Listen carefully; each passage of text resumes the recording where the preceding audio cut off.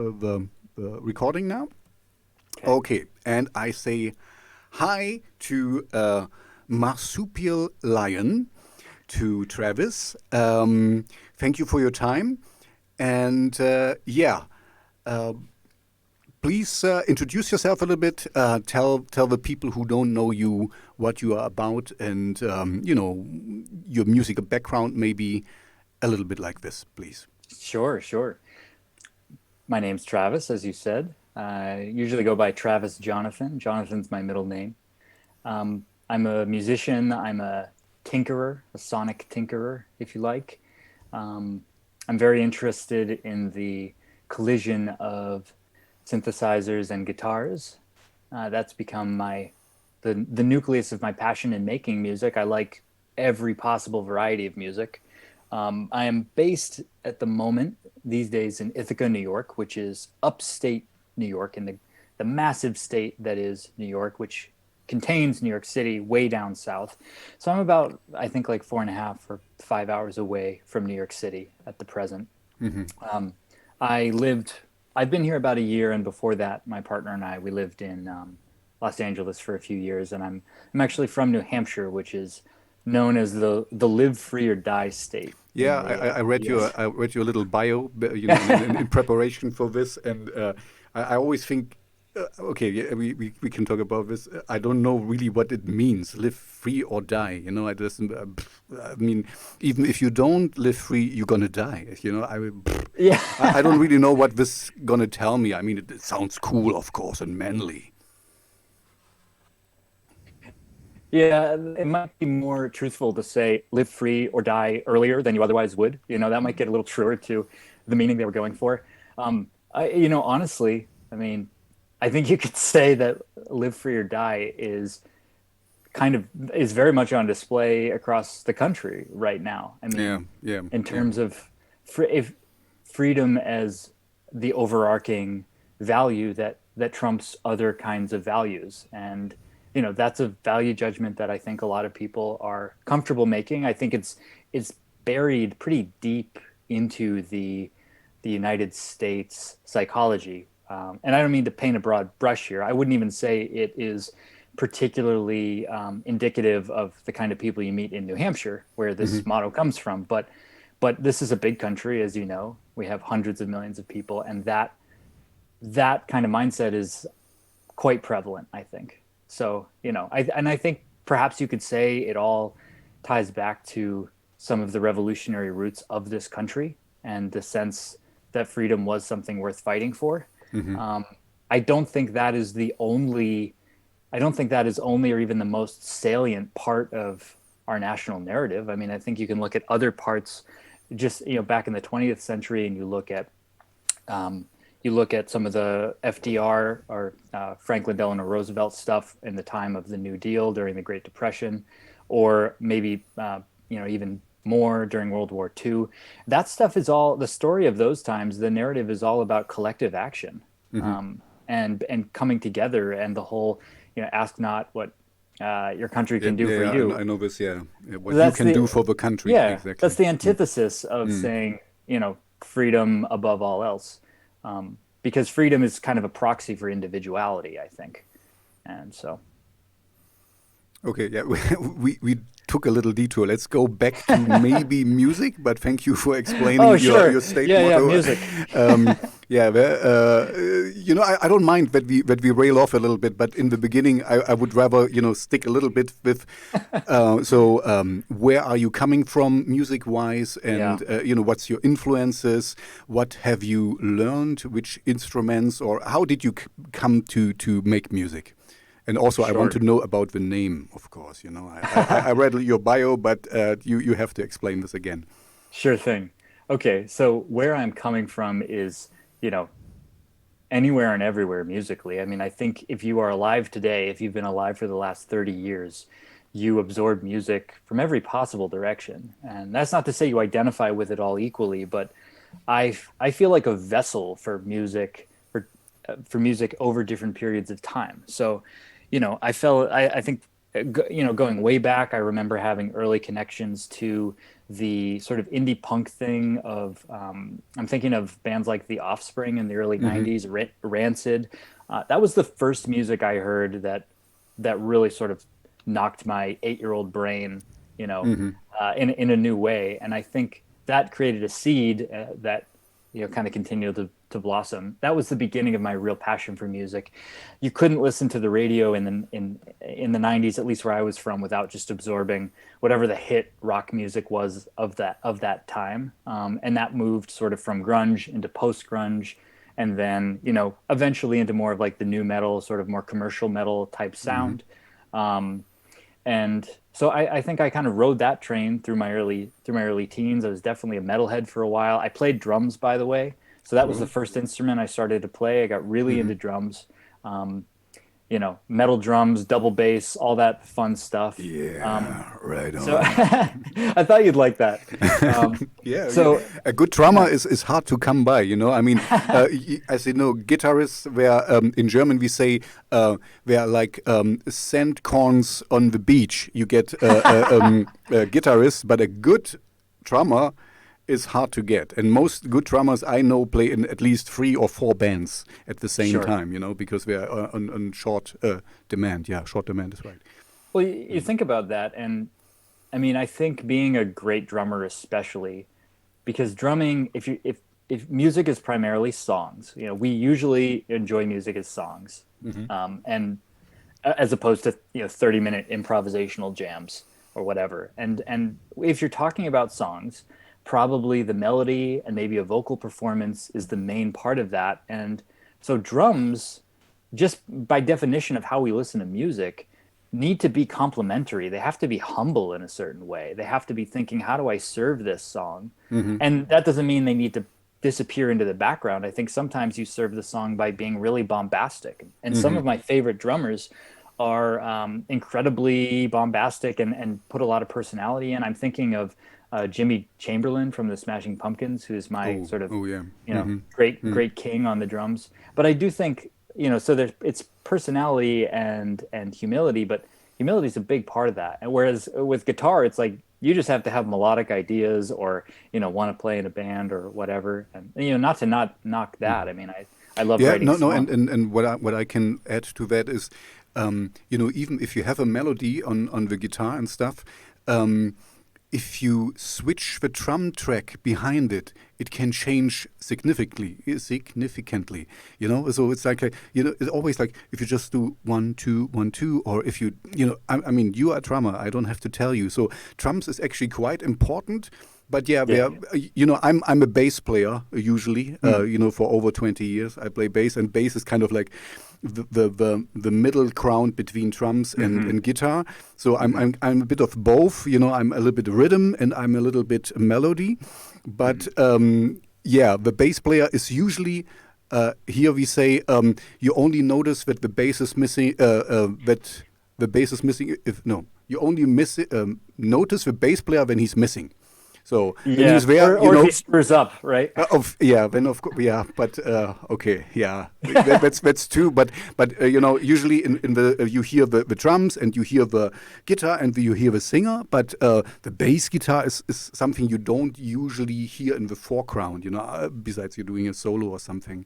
Anyway, so. Okay, let's continue this. We get off track quite easily here, so let's try to stay a little bit straight here. Sure. We're bringing up good stuff. No, it's I want to have a free floating interview. That's absolutely fine with me. I just want the audience to kind of get to know you a little bit better before we derail. So, and then we can talk about Trump and whatever we want to talk. Sure.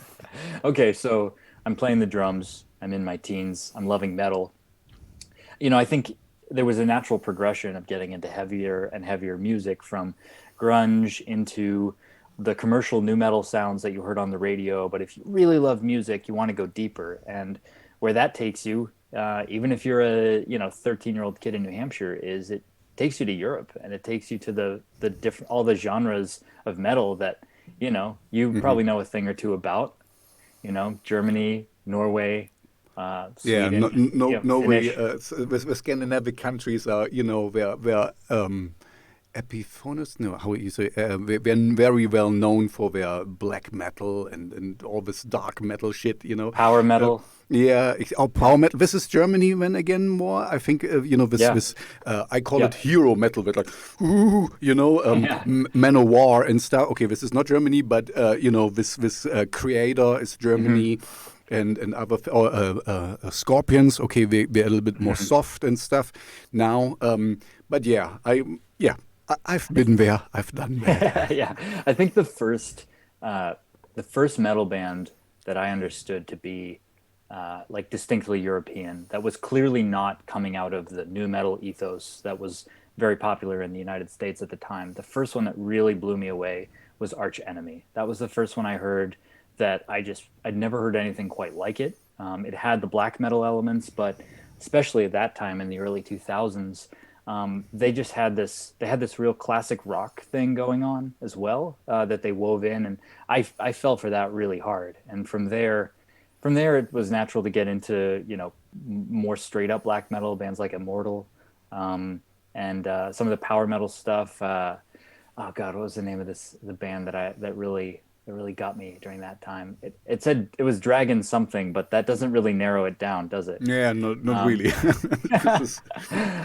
So I guess to get through this bio, quickly, exactly. So, I was full on metalhead, and then kind of had this flip in my middle teens towards more psychedelic, and then kind of throwback retro psychedelic stuff, the Beatles and so on, and then into the world of indie rock, indie pop, this whole world of music that you were never going to hear on the radio at that time, or at least I wasn't. I didn't know where to find it. Started making friends that were turning me on to another wave of music that felt really diverse at that time. Some of it was more on the popular side. I'm thinking of the really early Shins albums. Okay, I heard the name, but I don't know which Shins. Bands like Bell and Sebastian, Teenage Fan Club, bands that were kind of doing an indie rock into indie pop type thing, but also more psychedelic stuff. Really loved a band called Dunyan that do they're a Swedish band. They do psychedelic rock. And so that was like the big floodgates opening for me, and then through the 2000s, just getting more and more into, I guess what was often just called indie rock. It was usually guys with guitars, but sometimes a little weirder than that too. Bands like Animal Collective come to mind as being indicative of that time, and then Grizzly Bear, just this whole wave of indie music. I don't know them, Grizzly Bear. Yeah, sure. Interesting. Yeah, it was very much the zeitgeist music of a period of time. If you were a young person, at least in the U.S., MGMT comes to mind from that period of time. This was when I heard.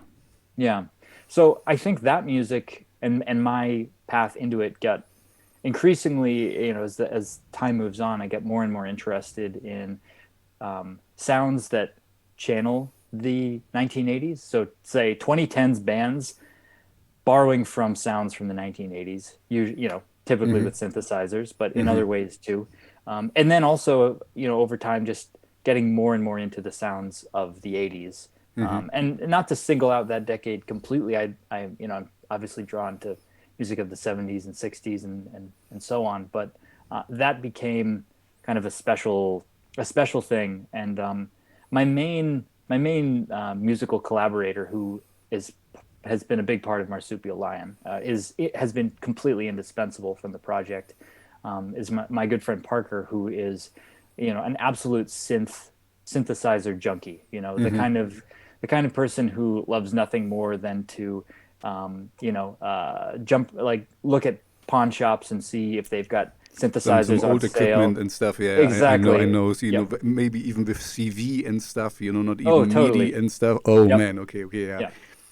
So I have to give him massive credit, and that's why he's on the album cover as well, which I'm actually wearing at the moment. So there's a reason I'm the guy with the guitar here, and he's the guy with the synthesizer, because he's got that collection. He really gifted that to me, and I think that influenced me, and I think that taste in music is usually infiltrated and enmeshed with your social relationships, and people you get along with and who can turn you on to different things. So that actually gets to the crux of what Marsupial Lion is about, which is what, as I said at the top, is this collision of the synthesizer and the guitar, and finding inventive ways to do that, ways that maybe conjure up a more contemporary music context that feel more contemporary, but then other stuff that is straight out of 1983, and playing with that tension. And I think that kind of tension, tension in general, contrasts in music are just really fruitful, whether it's a band like the Smashing Pumpkins, who have often really delicate vocals over just huge guitars, or My Bloody Valentine. Walls of sound. Exactly. But another way of thinking about that contrast and collision is like synthesizer and guitar, or especially if you're thinking of like synthesizers creating a soundscape, a kind of a textural landscape that isn't as percussive or in your face, but it kind of creates this background, and then you have maybe a huge guitar lead that's right in your face on top of that. So like that kind of stuff is that's what I'm really interested in exploring. That's definitely what I'm going to keep exploring, just in the context of this project. And by the way, you asked about, to answer your third question, okay. I know I'm really going at length here. That's fine. It's your show. I mean, it's your light to shine now. All right. So Marsupial Lion, you asked, what's the deal with the name? So first of all, I should say that the Marsupial Lion is the name of an extinct megafauna.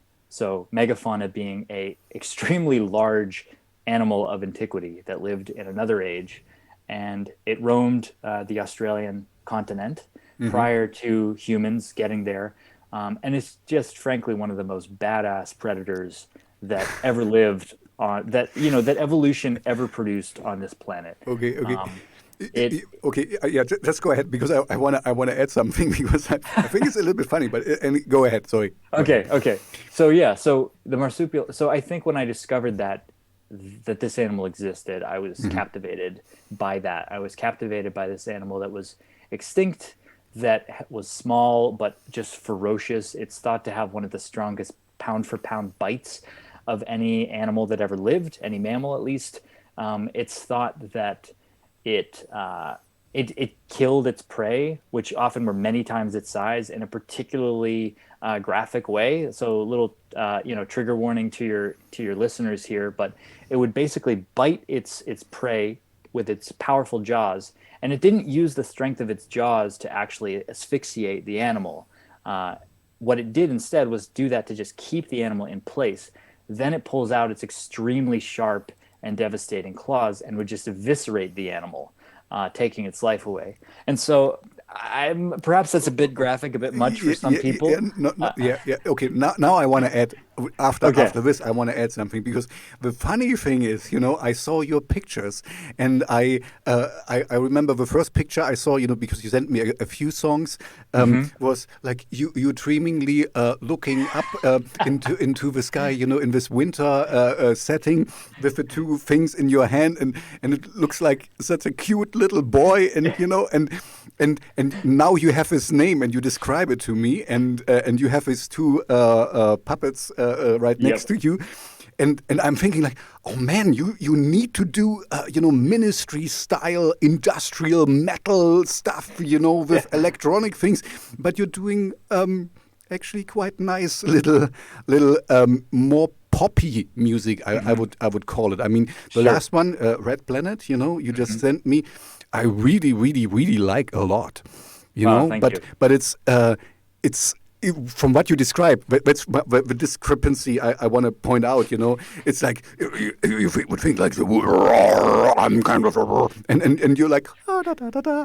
So anyway, this was funny in my head. So just to put not to put you down, I mean, I'm pretty sure you can rock it if you want to, but you haven't done it that far yet. I mean, even if your influences are aware.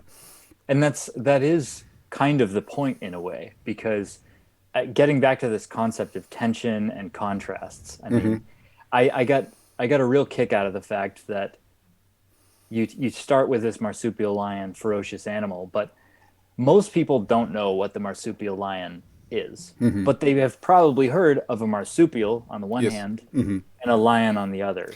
And so once I got that in my head, there's something I like about the fact that on the one hand, you've got, the marsupial is not known, whether it's the kangaroo or the koala. These are not symbols of power and strength and ferocity, right? These are kind of like a little more cuddly. Maybe you don't want to cuddle a kangaroo. Yeah. But, and also what you might not know in Europe, there is a very famous, but I should have looked it up before, a French cartoon artist who has also a marsupial, and it's the star of the. I will send you later. I will check the links.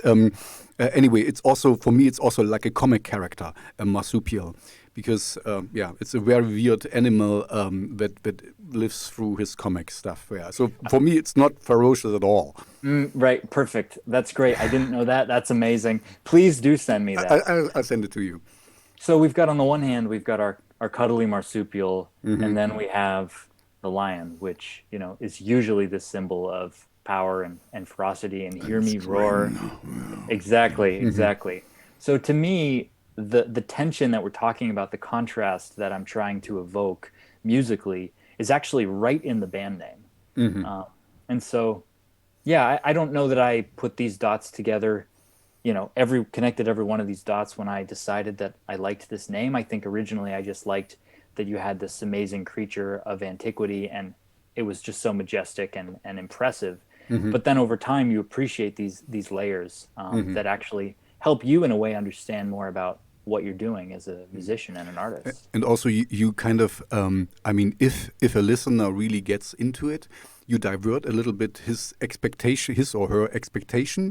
They don't really know what's going on. It's a oxymoron. Is this the right word or something? It's something you don't, you cannot really judge. You have, and this is actually a good point for you, because you have to listen to the music to really know what it is, because it doesn't, if you hear something like Megadeth or something, what's going on. You don't even have to really listen. You see the cover and you know what's going on. With you're more like an enigma, is this the right word? Sure. You have to kind of really get into it, and you have to listen to it, and then you know what's going on. And as far as I can tell, you also want to use different influences and angles. So even that will not help you, because the next song might be different. And I remember your first song you sent me. I don't remember which the name of it, but it was like, I was really on the fence. I was like, oh, there's something there, but it wasn't really, I'm focusing more on gothic, dark wave, industrial kind of thing. So, and of course the fringes. You more of the fringe guy here, but so I was like, but I liked it well enough to put it on, So, but the new one, Red Planet, I really, that's my kind of stuff. That's like exactly what I like. That's about as dark as I got on this particular album.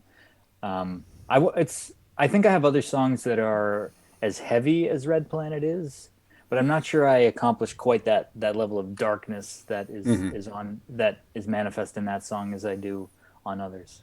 So I'm glad you like that. That was absolutely why I sent it to you. Yeah. So this, I also appreciate if people take the time to check my channel and know what I like, because yesterday I talked with a person about this. I get a lot of stuff, and sometimes you really see it's just like scattershot and like, oh yeah, this is my new thing, and I'm like, oh, but this is hip hop, or this is so completely off topic for me. And on the one hand, I like to be challenged, to get out of my comfort zone and also, listen to new things. But if it's really completely, then I'm kind of like, and then I have to write a critique, and it's really tough for me if I don't like the song, to say something helpful with a constructive feedback. Anyway. So thank you for taking the time, and I really appreciate that. Well, let me say that something I really liked and was drawn to about what you're doing with your radio channel and your playlists and just your brand in general is, you seem like you're interested in a similar kind of tension that I am. It's a little different. It's a little more on the heavier side. It's, maybe it's like if we think of a sliding scale of like heavy rock, it's 11. Metal guitars. Yeah, sure. And then maybe there's synthesizers on the other side, and some Tears for Fears is not so far to the rock side on that scale, but Rammstein is a lot farther, down. Yeah, but they both have guitars and synthesizers prominently. So I like that. Both. Yeah. I like both. I like Tears for Fears and I like Rammstein, of course. Yeah. So yeah, but anyway, but I also, I'm in a very lucky position to have to admit, because I get music and I just have to say I like it or I don't like it, and usually I don't have to how you say, I don't have to explain why, because it's my taste. So I'm in a really lucky position. I just put out what I like, and the reason why I do it was because I couldn't find anyone who likes the music I like. For me, I really get bored easily. I cannot listen to just one kind of music all the time. So that's why you mentioned my playlist. I put it like I would like to listen to it. I like some heavy stuff, and then a pop song, and then a dark wave, and blah, blah, blah. So that's kind of interesting. It kind of keeps you engaged. At least this is for me, and it seems to work for others as well. So I'm quite happy that I find some like-minded people. So it's the beauty of the internet. I think that's one of the great benefits of living in this time is, people like you and I that are a few thousand miles away from each other can connect over, things in music that we like that may not be that represented in the general population, and we can sort of break out of whatever local constraints might be on us in terms of finding people who like what we do. Yeah, you mentioned this before, that as you were young, there was no radio station you could listen to. It's the same here, if the commercial radio stations, I mean, if I need to, I can listen to it a little bit, but most of them, but today, you who needs to? You have internet radio. You can listen to whatever you want. But also, I mean, this is what I learned. Let me give you some advice, young man. Yes. You have to be a little bit careful to not stick in your bubble too much. Because sometimes it's especially with Spotify, if the algorithm catches you that you only like this, you only get this stuff. You get this. You might like this or that, So that's why it's also the reason why I like to keep it kind of eclectic, that is so all over the place. So first of all, that Spotify doesn't really know what it has to tell me. And also, if it tells me something, it will be all over the place. So and so far, it worked for me. Because, that's excellent. I guess you get it, that you kind of get in your bubble and you don't get any outside influences or something, that you might actually appreciate. Yeah, there's nothing more annoying than having, if you're a big time Spotify user, I know I am as well, then having it, recommend 10 songs in a row to you, and they're all from the last 3 years, for instance. They're all like very recent music. I always get a little disappointed when I see that there would be such a bias towards what's new, because we're living in this amazing time of, the canon of, recorded musical history is just basically available to us. At your fingertips. With some exceptions, but it's kind of all there. And so, I want, my wish for these algorithms and recommendation engines is for them to reach back in time and, give me the cream of the crop from, a random from 1988 that I never heard, what was happening underground at that time that is similar to the music I like now, and surface that for me. That's what I want to find. I want to know about new stuff as well, but I want that balance. And as you say, I don't want it to. I think Spotify is especially good at going deep and helping you go, oh, here's 100 bands that sound like the bands you really love. Maybe not quite so good yet at going broad and saying, if you like this band over here, let's move it genre-wise. Let's move the post just a little bit, but will give you something really incredible, just amazing music that'll make that worthwhile, even if it's not right up your alley immediately. And sometimes I think other sources are good for that. So, for instance, there's a music podcast, which is a radio show here in the U.S. It's called Sound Opinions. And I just discovered they've been, I think, on air for forever, and they've been music journalists for much longer than that. But I discovered them in the last maybe year or so, and we have overlapping tastes to some degree, but they're humans. They're not an algorithm, and they recommend stuff across genres all the time that just blows me away. And so I think it's so important to keep those. Exactly, that's what I meant. You know, you have to be aware that you kind of get into a bubble, but also to step out of it. Yeah. Because it will benefit yourself. Because I like to be influenced by a lot of different things. So and I also can see in my own musical abilities, whatever we are. We should maybe talk about it. So you started with drums, and then you are now a guitar player.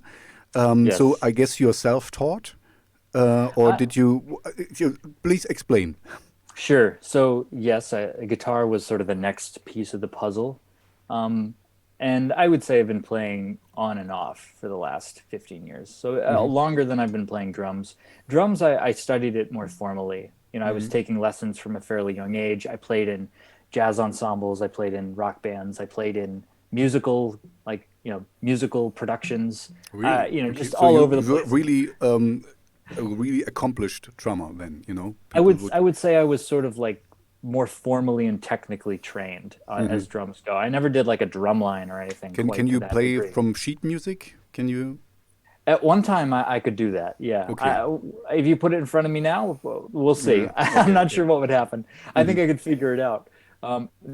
Nowadays, my relationship with drums is let's sit down and let's just play along to music that I love, and that's what I do. But guitar was the next piece, and I think if you get possessed by the notion of writing songs, and you start as a drummer, sooner or later you have to add some melodic instrument into the fray. Yeah, drums, it's great to have rhythm and you've got tonality certainly, but you don't really have melody or harmony in play.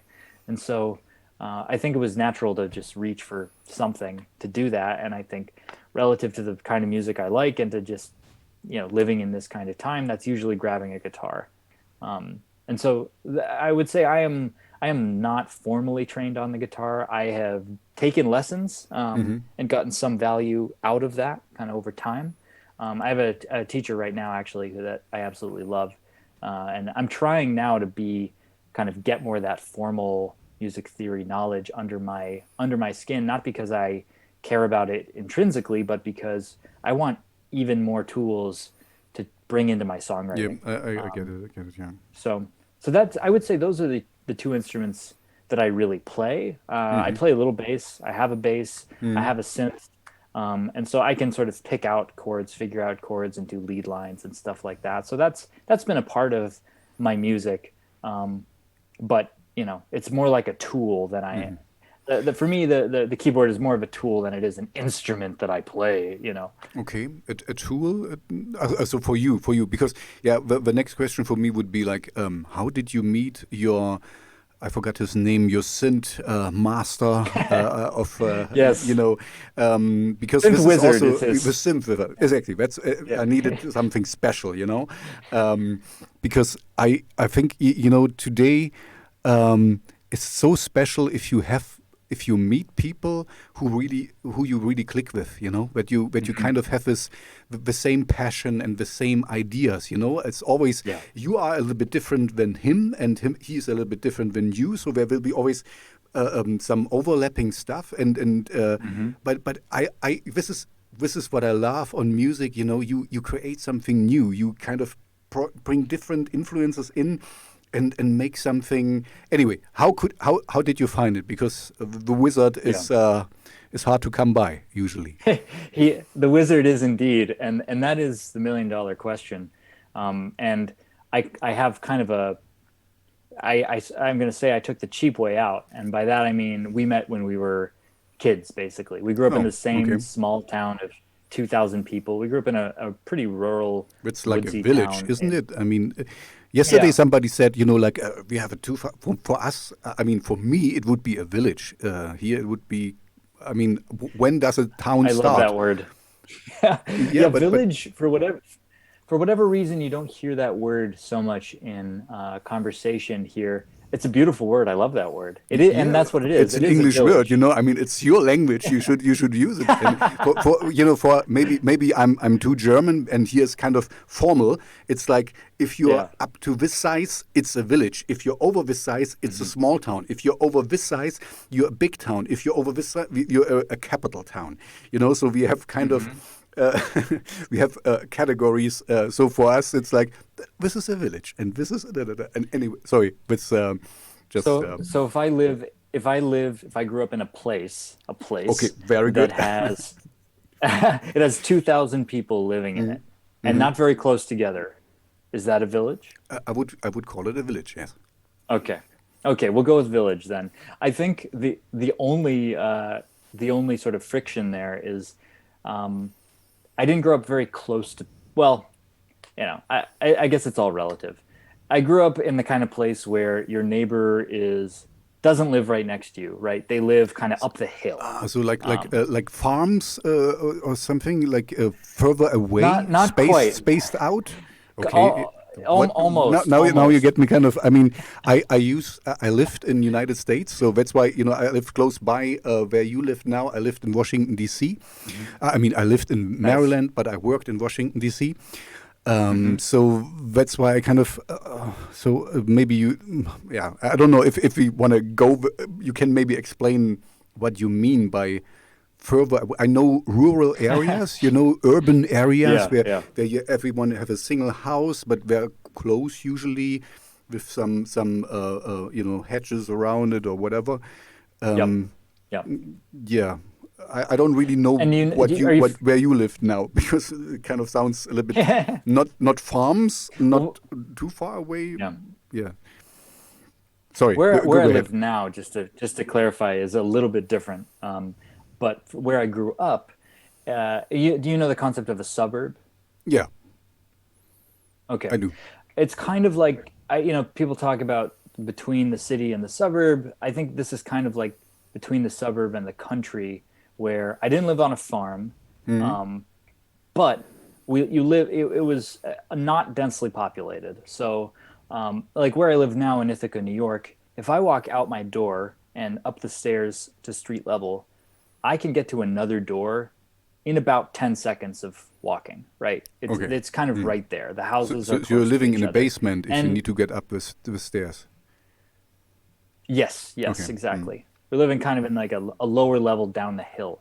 And in suburbia, in a suburban area, maybe it takes you like 30 seconds to walk from your manicured lawn to the next house Exactly. or something. Yeah, I'm just making this up, but I think where I grew up is the kind of place where maybe it takes 1 to 2 minutes, if you will, to get to the next house. So it's not like the house is a mile away, but it's kind of in between. I don't mean to beat this to death for Yeah, listeners, no, but hopefully it's it paints really some kind of irrelevant picture of- usually. I mean, it's relevant for your upbringing, of course, but I'm kind of trying to picture, because what is there that keeps you so far away? I mean, because if there's not a field, so there is a big lawn or a big vegetable garden or whatever. I mean, anyway, we don't need to dwell on this. It's kind of it's just funny, It's kind of like, okay, what is it then? What keeps it so far apart? The answer is trees. It's Trees. just, Okay, it's good. just So woods you're in the between. woods. Yep, Okay, yep. so Yes, you're in the a woods lumberjack. is the simplest way. Okay, good. Yeah, more or less. I forgot how we got on the woods. We got there because you wanted to tell where you got your wizard from. Oh yeah. Yes, my wizard. So how to find a wizard 101. In the woods, this of course. particular wizard. yeah, of course. It's just like in the stories. He lived probably a couple miles away in the same small woodsy town.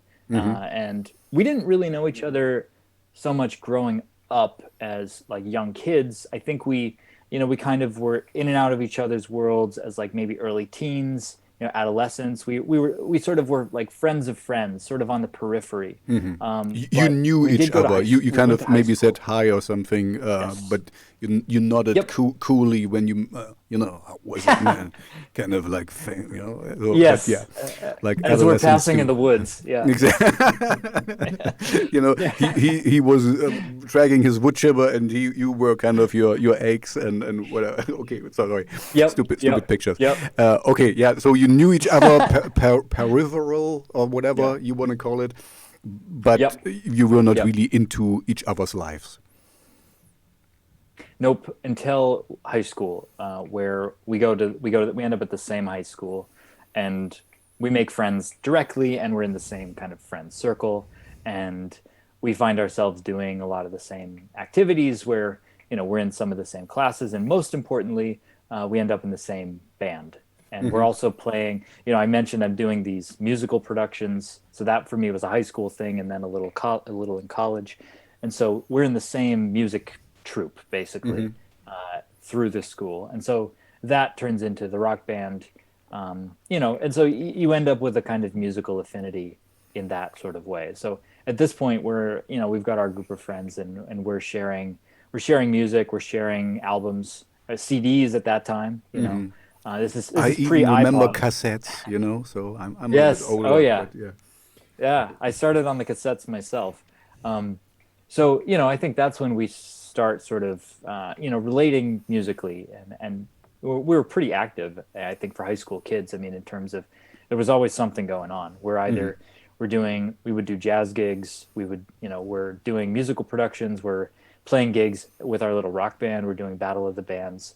So, we're kind of out and about. And then So even if college it's just a happens. Yep. small town, there was a lot of stuff going on. That's odd, because I mean, for a small town from 2,000 people, it sounds like either you made it happen, but anyway, it doesn't look like usually we would think like, oh, I needed to go away to a big place and kind of find myself, and so it seems like you kind of.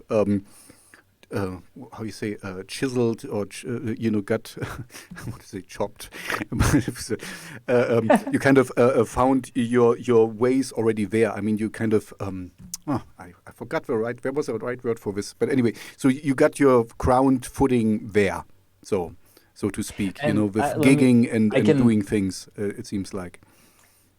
Yeah, although let me add a little wrinkle to that. So it's true that we were from the same small town, and we probably met in the smaller social circle of young people growing up in this small town.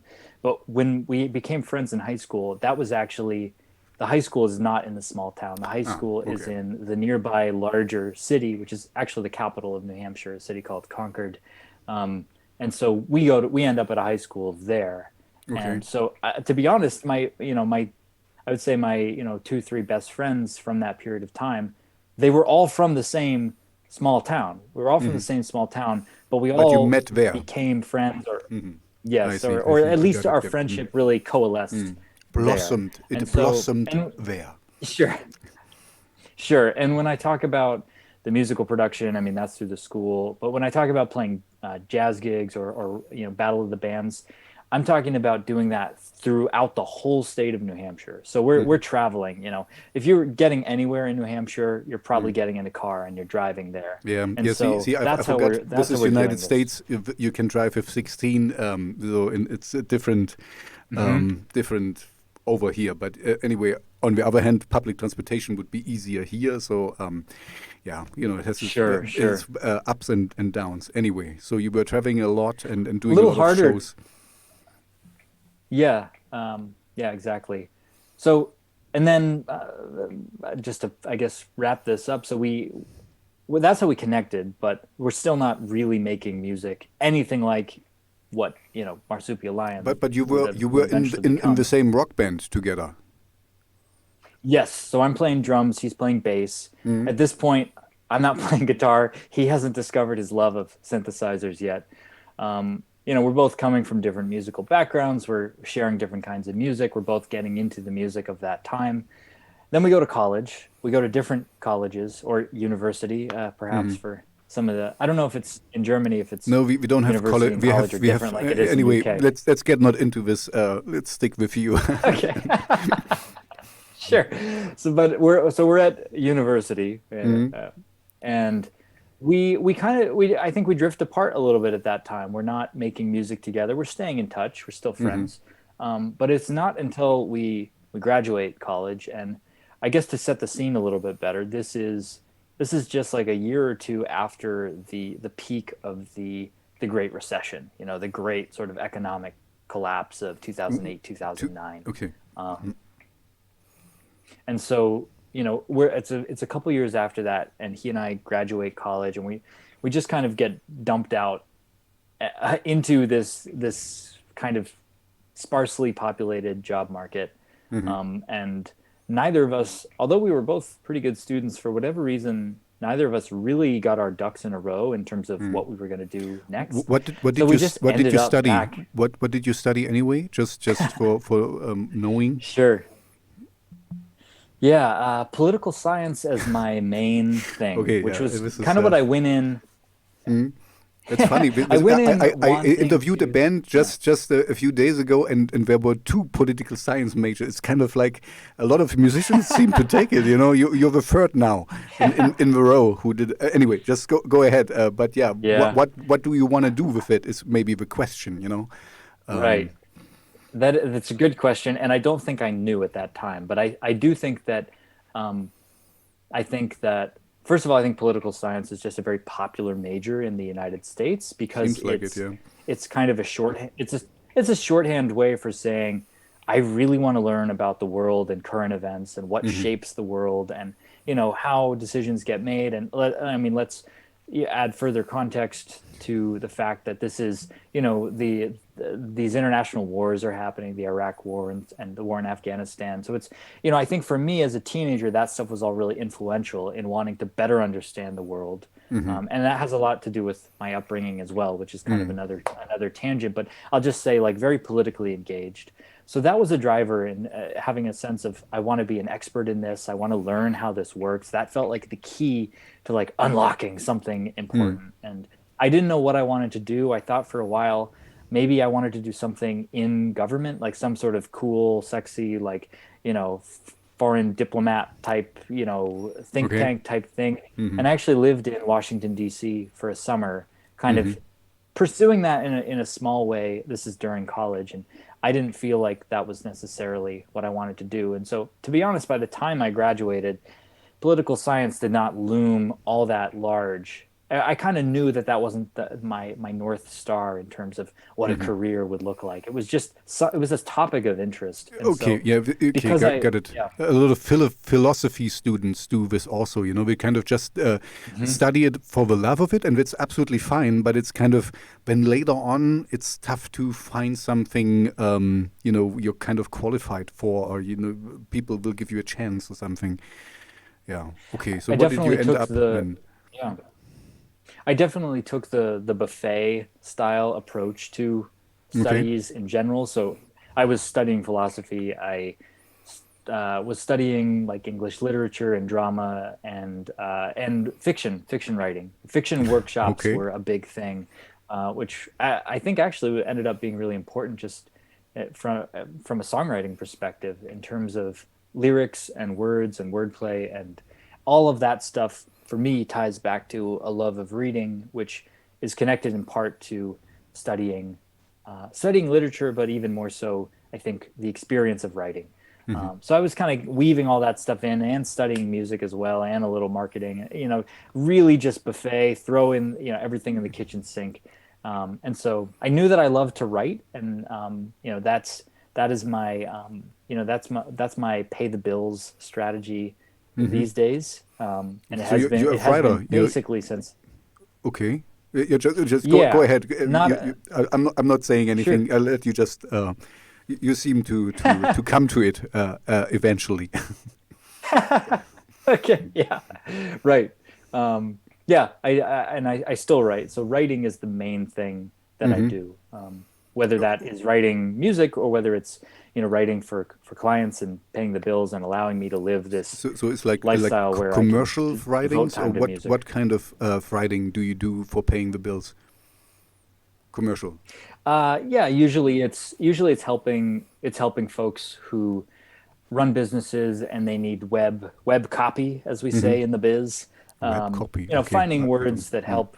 Yeah, so copywriting is what you would say in the marketing and communications world, which is it's just commercial writing. It's writing for business, and so that's something I have done and continue to do, and probably will continue to do until and unless the economics of music making change in some considerable way. We'll see. That's perhaps another topic, but yeah, I guess just to get back to meeting my wizard.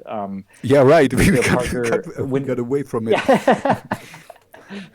So Parker and I, we both graduate, and we're living in this tiny town.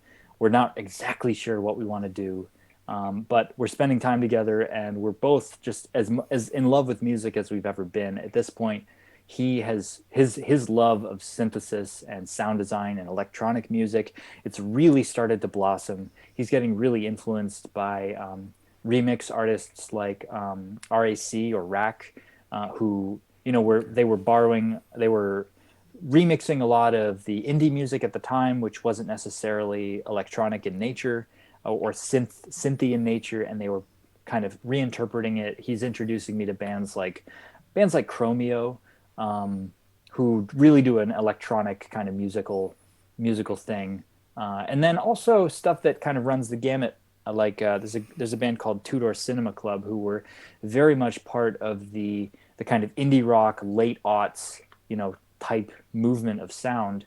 But on their first record especially, the drums were programmed sounds. So you have a band that sounds like a band, except the drums have this slightly electronic sort of punch to them that he and I both loved. I mean, we thought that was super, super cool.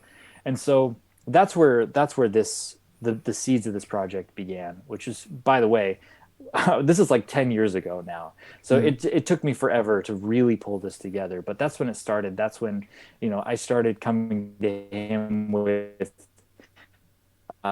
acoustic guitar ideas and saying, I've got this progression and I have this vocal idea. And he would play around with that in his head, transform it on probably his Juno 60 synthesizer. That we really leaned heavily on that in the early days. And then, that process just continued, and he would come up with musical ideas, instrumentals, usually without guitar, usually, drum machines or drum beats, sampled beats and synthesizers. And then I would respond to that and go, okay, what does this need vocally? How would I augment this with my guitar love? How can I kind of shoehorn a guitar sound into this? And that is really how you get Marsupial Lion, in terms of that combination. And so even though this is a solo project in name, this album specifically is really the story of our friendship around music and that collaboration. And so that's why will you stick together like this, or is it just a one-time thing? It sounds like more you're very happy to stay with him. Yeah, I honestly can't imagine us like ceasing to collaborate and make music together. So I think he will always be a part of the music that I make, and that therefore that will always be a part of the Marsupial Lion sound. I think that the Marsupial Lion sound could be more elastic in the future. It could be both more of a solo thing, but then also more flexible in terms of working with other collaborators. And that's I like why this too. This is the right day and age for this. It's really nice to be able to. It is. And for me, it seems like we started in the beginning a little bit about it. You also have no blinders. You kind of, it can go like this and can go like that. And I like that. Music is a big playground. There is no right or wrong. There is just what you like and hopefully others will like. But even that is not really that important. If you love what you're doing, and you're really behind it, that's all what's needed, So anyway, I just love Yeah. making music, and it seems like you found a soulmate, and so yeah, I would definitely want to hear more from both of you. I mean, as a Marsupial Lion. Does he has Well, another I would project? just, I mean, I just would just, and then we continue with you. Just does he have another project I should check out or something? he he should. I wish he put his music out in a more, like a more deliberate kind of way. I can send you the link to his SoundCloud where he does put out instrumentals. And so if you want to, it won't sound quite like what I do, because it's really focused around the synthesizer and drum beats and so on. But his full name is Parker Tichko, and he is on SoundCloud. I'll make sure you get that link so you Okay. can check that out. I And can link it later you'll to definitely our hear the talk commonality as well. Okay. Yeah, but totally. maybe I'd love to let's stick share let's that. stick with you because we I have a feeling we kind of like going around with a lot of topics but never really got somewhere. So I mean let's just, we are living in strange times, as you surely know. So how did this affect you musically? Because I mean, or other way around, were you able to play with your project live? Because as far as I can tell, your project is more like putting this together and putting that together, and then you kind of fuse it and but have you played live? Was it something you did or you want? Anyway, go ahead. You talk usually a lot. And it is a positive thing, I hate sometimes I have to kind of, in German we say, I have to pull things out of your nose, and I hate this. It's like sometimes I get yes, no, yes, no. With you it's the opposite, so please go ahead. That's funny. And by the way, in the US and maybe elsewhere in the English speaking world, we say pulling teeth. Pulling teeth, and I'm not sure which phrase I like more, pulling out of the nose or the teeth. It's like depends how visceral you want to get. Yeah, So it hurts both, you I are guess. correct.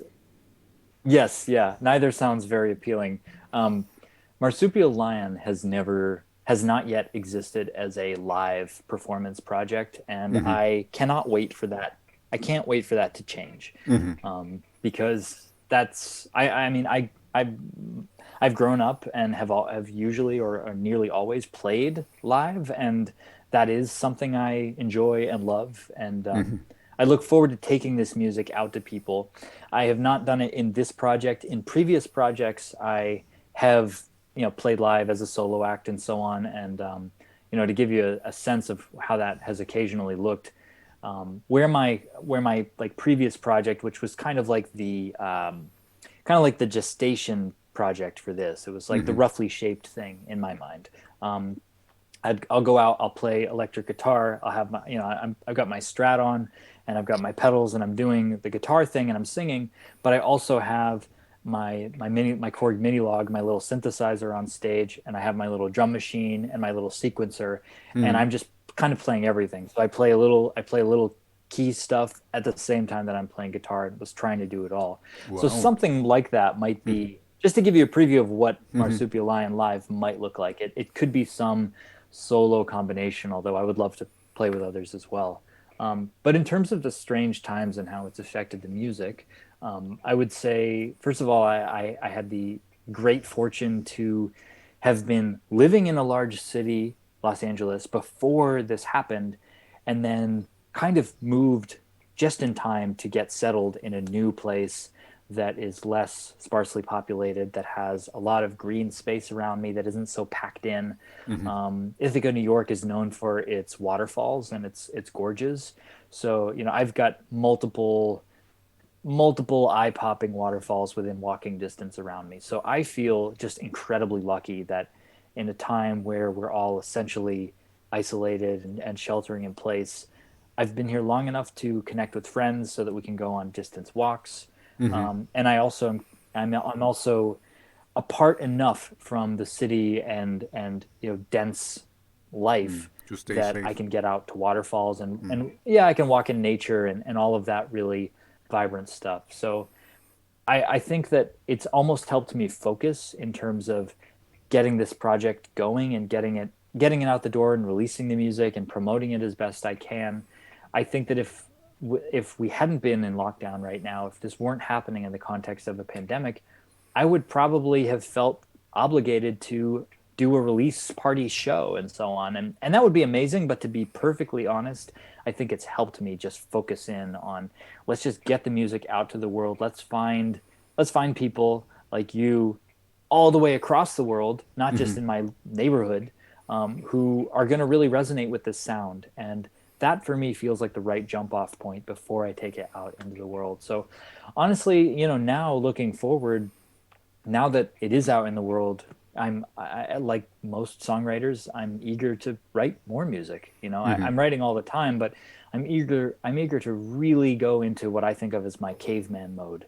And just, because again, we moved from a larger, more expensive city to a smaller one for this period of time, I have more space, which is another big benefit I didn't mention earlier about being on lockdown, to just not be in a tiny studio apartment. We've got more space here. I have a studio.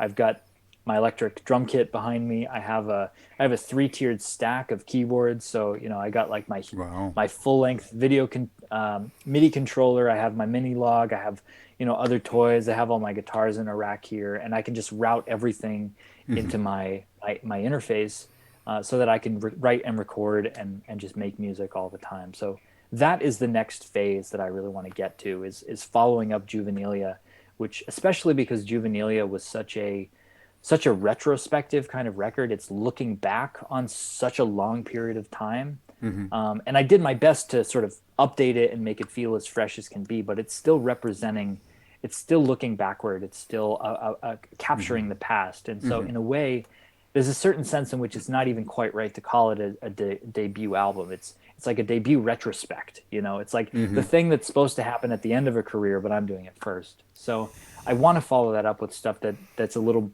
more fresh, a little more contemporary to where I am now. And I think listeners who like Juvenilia are going to immediately recognize all of the stuff that's in there. I mean, they're going to, I have the same voice. I'm still interested in the same kind of combinations of sounds. I'm still captivated by the same thematic topics that I write a lot about. So that's all going to be present. But to me, it's going to feel very different to be right from this La Razza blank slate kind of place. I see. So this is basically, you put this out and now it's kind of behind you and you can move on. So this is what I get. So it has been brewing for a long time, and now it's a retrospect. Is this the right word? You put it retrospective. Out and exactly, and then you can you can make a hook on it. You tick the box. It's kind of it's done, and now you can move on and and explore new things and stuff. I do plan to. It might sound strange to say revisit the songs on Juvenilia, but I do plan to revisit Juvenilia in a sense of listeners can expect that I'm going to put some live performance video together. So in my studio, I'm extremely lucky to have this incredible studio space, and I can play all these instruments, and so I'm going to figure out how can my next project before, which is kind of in tandem with Caveman Mode, is channeling the songs on Juvenilia and playing them live in studio, and just figuring out what that looks like and what's the most sort of vital and vivid way of playing these songs. So do I play along with the drum tracks and it's just me on guitar and vocals, or do I do a stitch where I do vocals, I do drums, and I do guitar, and sort of stitch it all together. So it's all live, but it's not live. It's kind of live on top of live. Exactly. I just talked this morning with a one-man band, and he does exactly. He made a video where he was also playing all, and he even got different personas for his bass player and for his this and that. It's always him, but it's very funny. So to see that. Yeah, I can imagine both. That I mean, this is kind of your practice time now. Basically, you can try how you really want to do it live, but also it would be interesting if you can make a real performance video. Even if I honestly don't like performance videos so much because they're really boring. Basically, you see people playing stuff, but if you maybe make a little, I don't know. You said you have nice waterfalls, that you film some, have some cut scenes or something, that it's not just because performance is nice, but only performance is a little bit like, okay, we have seen it a couple of times. You know what? I also wanted to suggest just a couple. Yeah, if you're up for it, maybe get people to remix your songs, because this is also something. If you like, I met through my radio show, I met a guy from Norway, and he makes metal step, he calls it, and it's really cool. I mean, it's my kind of stuff, It's kind of Rammstein-y, industrial metal rock thing. And he remixed a few of my songs, and they are really, really popular. So I mean, I'm just telling you because you are more on the softer side. But if you have somebody who puts some heavy stuff to it and stuff, and anyway, just a suggestion, because then you can also play around a little bit more with it. And it happened to me. Sorry, talking about myself here, that he made one song. And he made it so much better than I did it, so that I play now his version of a song of my old song. So it's just giving you, and also of course it makes we maybe can talk about this. In this day and age, it's tough to stick your head out a little bit above all these other artists who kind of want to get recognized as well. So you have the lucky thing that you have two artists, who are doing the same, because you feature him, he features you, and there's fans from him and fans from kind of it can add up a little bit. And of course, also Spotify. We talked about this. You have more stuff out there, more different people listen to different things. They will find you. They will dig down, maybe, if you're really interested. So. Anyway, this was just my advice is wrong, but a suggestion. Maybe suggestions is better if you just find people who can who are up to it, and there's a lot of people out there. I think it's a great suggestion, and I think the main barrier for me at the moment is that honestly I'm just not quite sure how to find those folks. So you got any recommendations for how to find those remixers out there? I can send you a few. I just connected with some people from the Netherlands, and they even had some.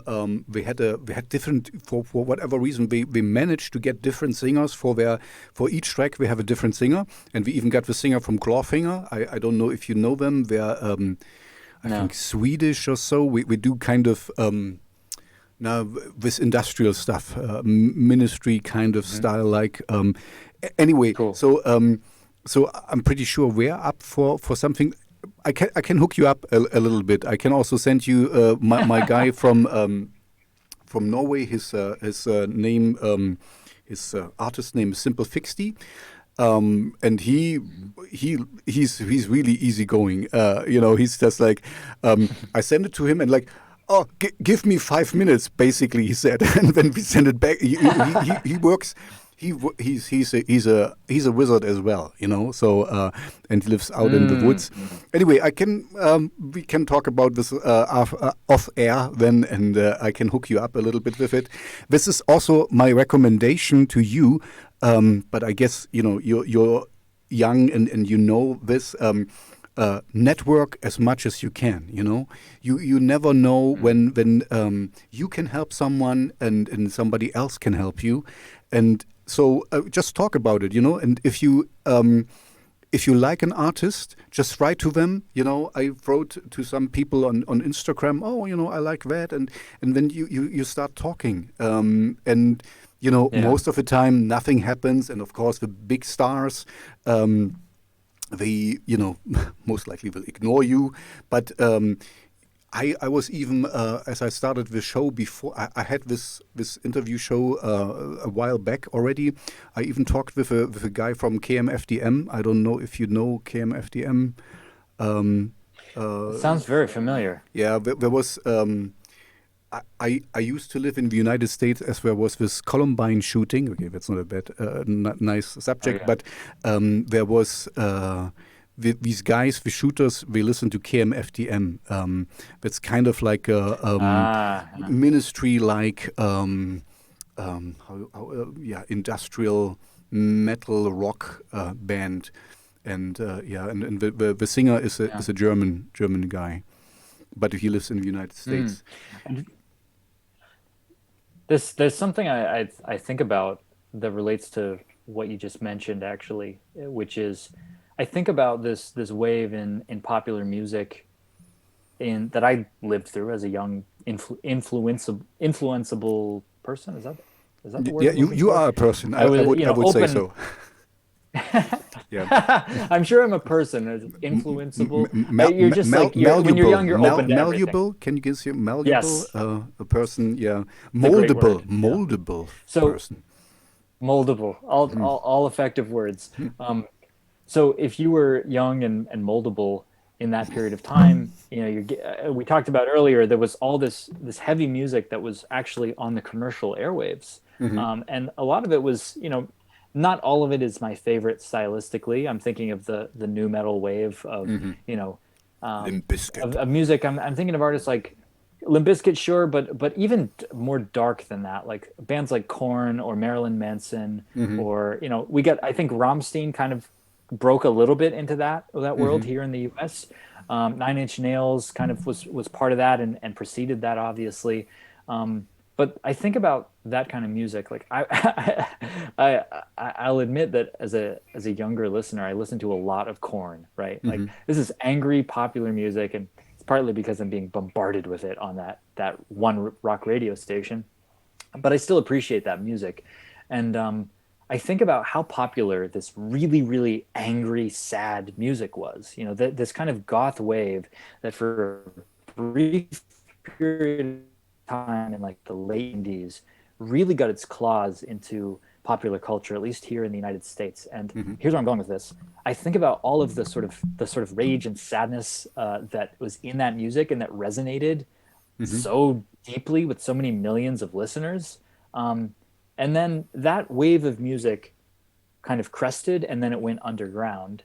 And I keep wondering lately, and maybe the answer to this question takes us into politics, but it's like, where did all that rage go? Where did all of that rage and sadness that was right on the surface and was a big force in popular culture? I mean, Marilyn Manson was like as close to a pop star as anyone of that kind of goth rock genre has ever gotten. And there were many other artists in that ilk that were just huge. And it's like, where did all that rage go? And to some extent, maybe they aged out of it, but there's also new young people coming up. And how does their anger manifest? And maybe they found a healthier way of doing that. Or I guess the more pessimistic answer would be maybe that anger and sadness that was kind of released through music, maybe it just kind of comes out in, other kinds of expressions of anger and despair. Yeah, I think one outlet can, but I really don't know what I'm talking about now. So take it with a big chunk grain of salt. Might be that these hip hop artists, or this harsh, dark rap songs, but I don't really know them because this is not my kind of music. But from what I hear, they have dark lyrics, and so I can see this a little bit as an outlet. If it's not this popular or what was popular for us, new metal stuff. and the other thing is, I mean, the worst kind of thing that I can see is maybe that, how you say this, now I need to find my words to get it right, that the population, even the younger population, get pacified with video games and online streaming and Twitch channels they follow, and you know they're always on their phones and they're always on social media, that they don't they have no time to think and to breathe in their mind. You know, I can only talk for myself. I deliberately try to get bored once in a while. I just sit there and do nothing, and kind of let just my mind wander and see where it will go. And you know, as a creative person, you need to have your soul needs to breathe once in a while and not be bombarded. You know, whenever you see, I walk by a bus stop, you know, everyone has his phone, and you know, we just have to wait for 2 minutes in 1 minute in a line, and they take out their cell phone, and you know, it's kind of like, okay, you know, I mean, just look around, see what happened, look people in the face, kind of try to guess where they're coming from, what they're thinking, or just enjoy nature. I guess you know what I mean here. It's I think this time and age, as cool as this is, with you know, that we are talking now, and that we can connect on Instagram and Twitter and whatever, you know, but it has its downside also, that it's kind of this attention economy. Is it? Yeah, that's the word. It's kind of the attention span is quite low, and but I think you know, the positive, to end it on a positive thing. It's always there's always a pendulum, and I think the pendulum is now quite on the one side, but it will swing. There's movements against that, you know, and I'm kind of I can only talk for myself here. I'm can do it deliberately, that I take a book with me, and I don't have a Kindle reader or something, or I read on my phone or whatever. I read pages, I read paper, I deliberately think of nothing and get bored and just look around and let my mind wander. So, and to close the circle here, this is my fearful thinking, what could have happened, that people are just so occupied with this nothingness of how is my social media status? I need to make a duck face and look at me, and you know, I have to post something and whatever, you know, and I'm not completely free of that, you know. You know, I like to go to the gym and I like to work out and stuff. So I don't I'm not you know, a counterculture or something. I'm one of them, but I'm kind of take a deliberate approach to not be too much of that. Let's put it this way. And this, to answer, this is kind of my dark fear, I can think. But on the other hand, I mean, if you want to talk political now, you have this Black Lives Matter movement, and you have burning cities where you are at the moment. Maybe not where you are directly, but in the United States, of course. And you have a president who sends special forces, or how you call this, these agents, there. It's crazy what happens there. You would never think that in a free society, you know, live free or die young. No, what's the live free or die? No, what was the state motto of your? That's it. Yep. Okay, live free or die. Exactly. So that this can happen in such a informed and free society. You know, and I grew up behind the Iron Curtain. You know, I was 14 as the wall came down, so I grew up in the Russian zone. I learned 6 years Russian, and I know what oppression is and stuff. I mean, I'm not whining here. It's just I have seen a few things.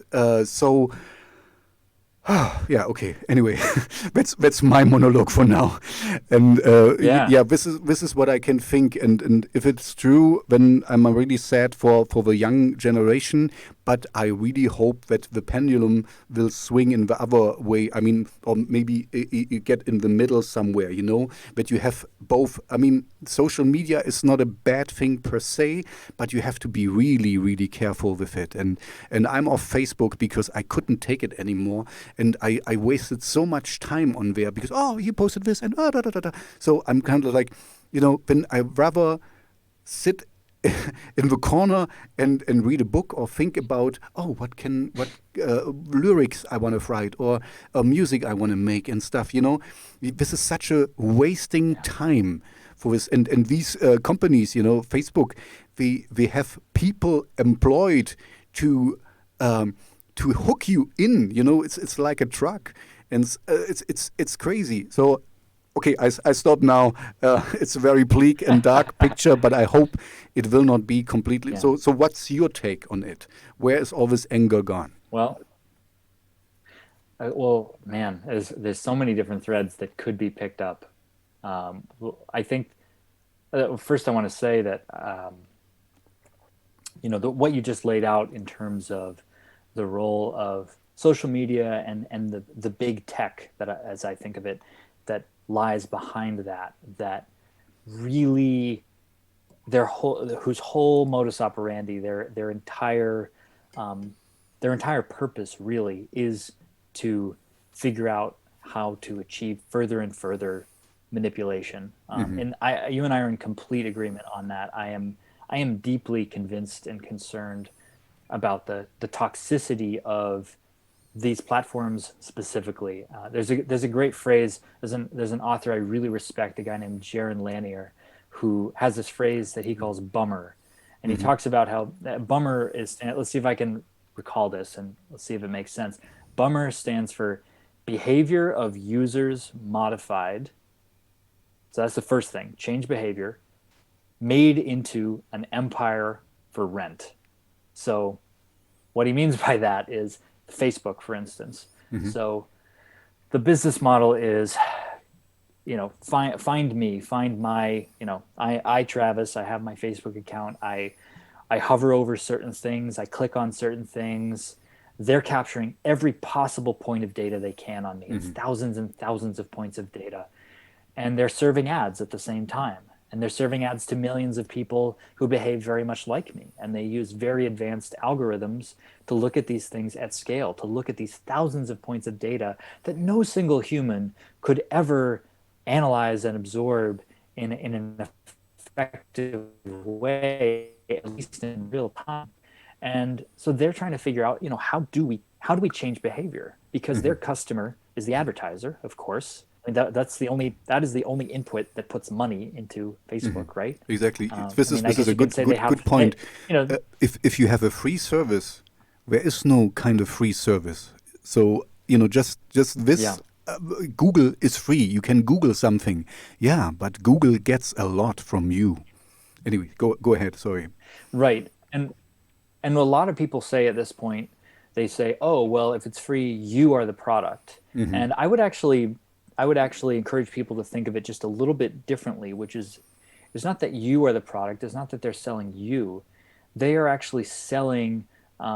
They are selling the act of behavioral modification. They are selling the fact that they have so much data on you and people like you that they can allow you to reach in. They can allow you, the advertiser, to reach in and actually manipulate this person's behavior in a way that is actually reliable at scale. They can say with confidence, like, you put money into the system, and our algorithm will figure out how to, on a big enough scale, change people's behavior. So it's really behavior modification. This is a really important point. Much scarier. Yeah, exactly. Like you can target now.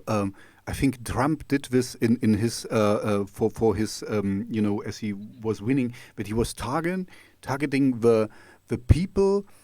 How was it? He kind of did a reverse, or not he, but his team did a reverse engineering thing, that he targeted the people he didn't want it and gave him exactly something wrong and and fed their biases and stuff.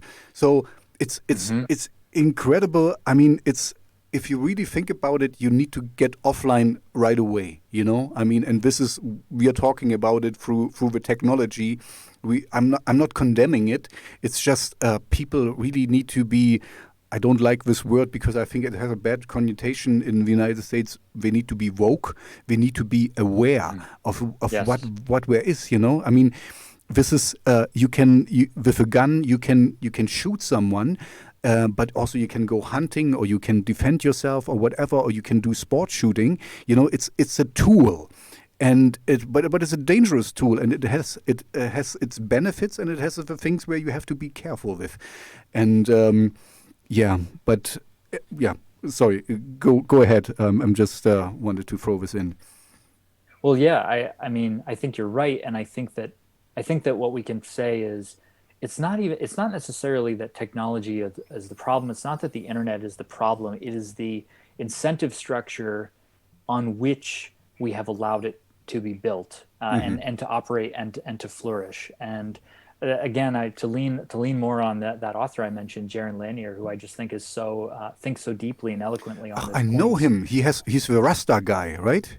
Yes, the yeah. dreadlocks. Okay. Yeah. No, I saw a TED talk with him. So yeah, I was Yes. like, okay, I hadn't heard this. Okay, got it. So in his telling, the version of the internet that we understand today came out of the two philosophical forces. One that is kind of this marriage between a sort of libertarian capitalist philosophy on the one hand. Well, at first it's the sort of hippie, make information free philosophy on the one hand, like let's keep the internet open, let's just allow whatever moves in to move in, kind of this more sort of peace and love 60s idealism. And then we'll assume that, capitalism, and then you kind of get the libertarian piece that says capitalism will come in and it will build structures on top of this that we will all benefit from. And to some extent, that is true. I mean, let's be honest. I mean, platforms like Google, they're extremely useful. They're extremely high quality. And Facebook, which owns Instagram, and all these other social networks. I mean, connecting people together is not inherently sort of manipulative in this kind of way. It is the economic structure or superstructure that sits over that that is why it has manifested in this specific kind of way. It's the logic of the system. And if we want to change that logic, if we want to live in a different kind of world, we kind of have to reimagine how that looks. And lots of smart people have considered that. They've thought about, there's nothing that's written that says the internet was made to connect people together, and therefore it must be like this. It must have huge giants like Facebook who own massive amounts of data, and have so much power and influence that they can sway elections, or that we can have one e-commerce giant, at least here in the United States, Amazon, and they will just like suck money out of small communities and tear apart like the fabric of these communities because they offer better price points and more convenience. There's nothing written that says this is how it absolutely must be. And so that's something I think a lot about, and frankly it's bubbled into a lot of the lyrics on this record, and it'll be in subsequent music I write, because it's kind of my hobby horse, is thinking about this from the personal perspective of what does this mean for me in my life, and the political perspective of how does this completely transform the world we live in. And I think it's all right before our eyes, and we have to reconceive it. Yeah, I know in Europe there's we try to kind of get it that you own your own data, so that you kind of whatever these guys collect, that is yours, and you have to allow them to use it or not use it, and that's it's not completely better, but it's a little bit more fair. So you have at least the chance to take it, because most people don't really think about it and give freely the data, to get some incentives and to get some bonus points or whatever, but.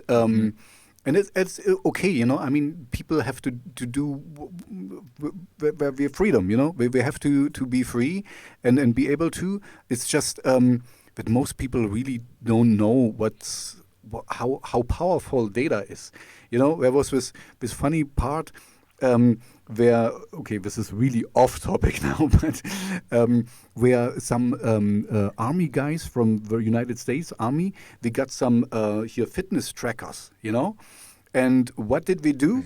We did jog around their base. The problem was we were jogging around a secret base. Yeah, but of course the Fitbit tracker was putting the data up, so we were circling in the secret base, and people could find it, you know, because it's where do they jog? They jog around, you know, this blob of land, and anyway, it's you know, this kind of, there's so much bad stuff you can do with it, and it's kind of, we need to mature a little bit on how to be better with our data, you know. It's this is a time which like never have been before, you know. If there was a secret society, I mean, this is also funny with all these conspiracy theories, you know.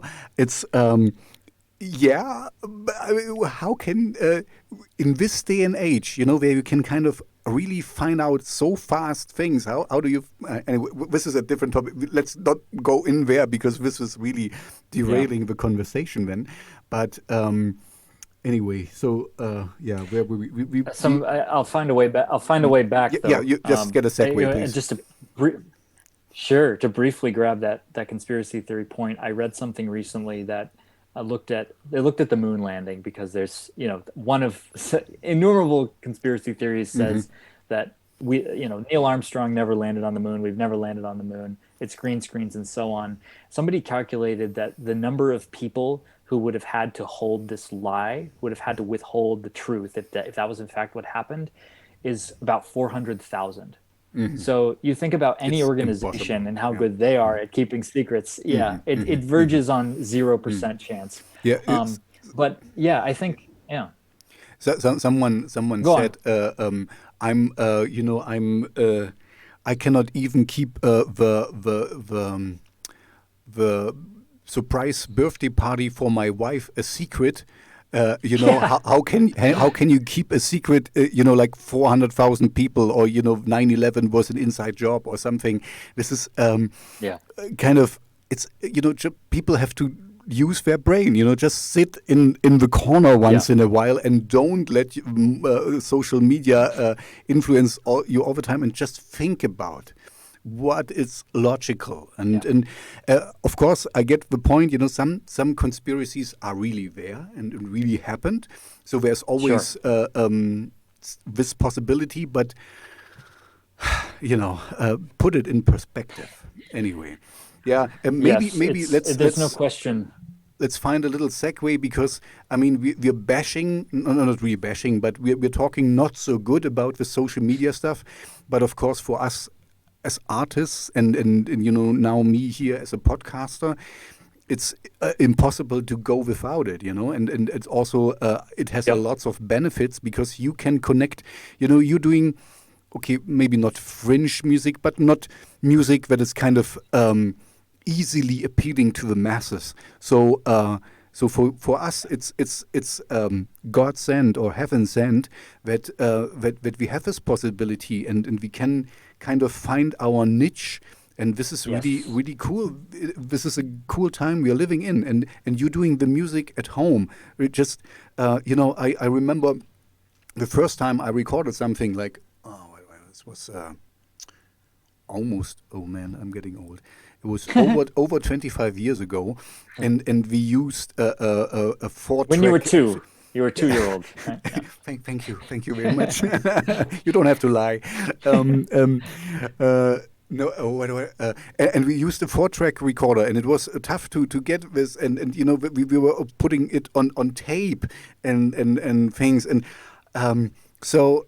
Yeah, I mean, we are living in the problem with this is, like I think I said in the beginning already, I get a lot of music, and today you can, on your iPhone, you can just throw together some beats and stuff, and sometimes it's really terrible. And I want to tell the people that, oh man, you cannot sing. Please get friends who tell you the truth.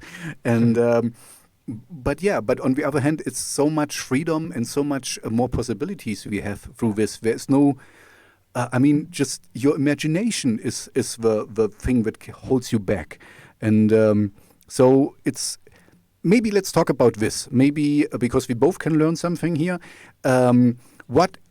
What multimedia strategies or social media strategies did you use, and what do you think is most beneficial or has been most beneficial for you? Yeah, well, to be honest, I can't claim to have experimented very deeply with social media marketing vis-a-vis Marsupial Lion. I do think that, however, I've used other strategies for reaching people. I mean, increasingly bribing people. increasingly every facet of technology is social in some way. I mean, even Spotify has a social media dimension, right? And there's what kind of social media?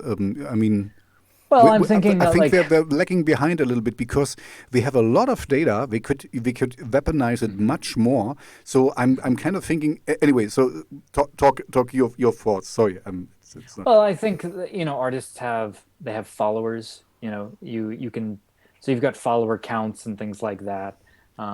Yeah, it used to be it used to be a little, Spotify actually in the earlier days, I think, was a little more wired around connecting you to other users. I think they've backed away from that a little bit. But you can connect your Facebook account and follow other people and so on, and you can create collaborative playlists and share things that way. So, I'm just saying that there's this kind of user element, and it's not that easy to connect with other users, but you can. And you and I, if we were texting back and forth, I might send you a Spotify link to a song. Now you're checking it out. Maybe you follow that artist, then maybe you see new releases by them. So there's just like a social dimension to it. But no doubt, I mean, Facebook, Instagram, I think to a much lesser extent, Twitter, obviously YouTube is in there. These are where communities can really sort of form around music. Something that and in terms of the positive side, I mean, I think that we've knocked over the gate that used to exist, that like you need a label or something to go out there and to make a record or something.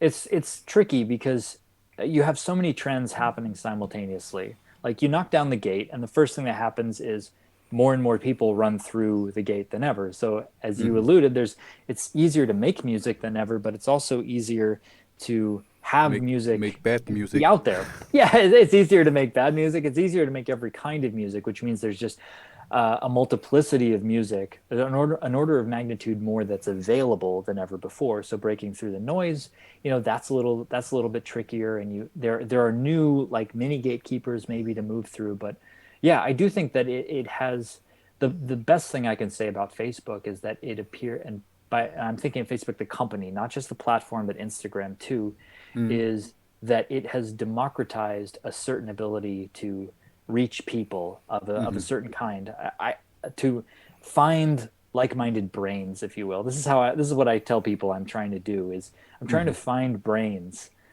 wherever they may be populated in the world, brains like yours, that resonate with this kind of music, because they're out there. The neat thing for me in releasing this music has been, I'm finding I have actual fans, actual, like, passionate fans who live in Brazil, for instance, and elsewhere in the country. Just people to whom I have no direct connection, and they're not in my proximity, and that's the magic. And that is definitely, I plan to lean into that into the future, in terms of, using some of the power of Facebook's targeting, but instead of weaponizing it for political causes, to use it to find people who like artists that sound like me, and combinations of artists. Like, for instance, my perfect listener is someone who is interested in maybe like psychedelic rock or kind of indie rock stuff on the one hand, but then also likes like more synth pop type 80s type stuff on the other. And that Venn diagram, that overlap, that is like those are my people right there. And it's only because of these tools that I have a prayer of finding them at scale.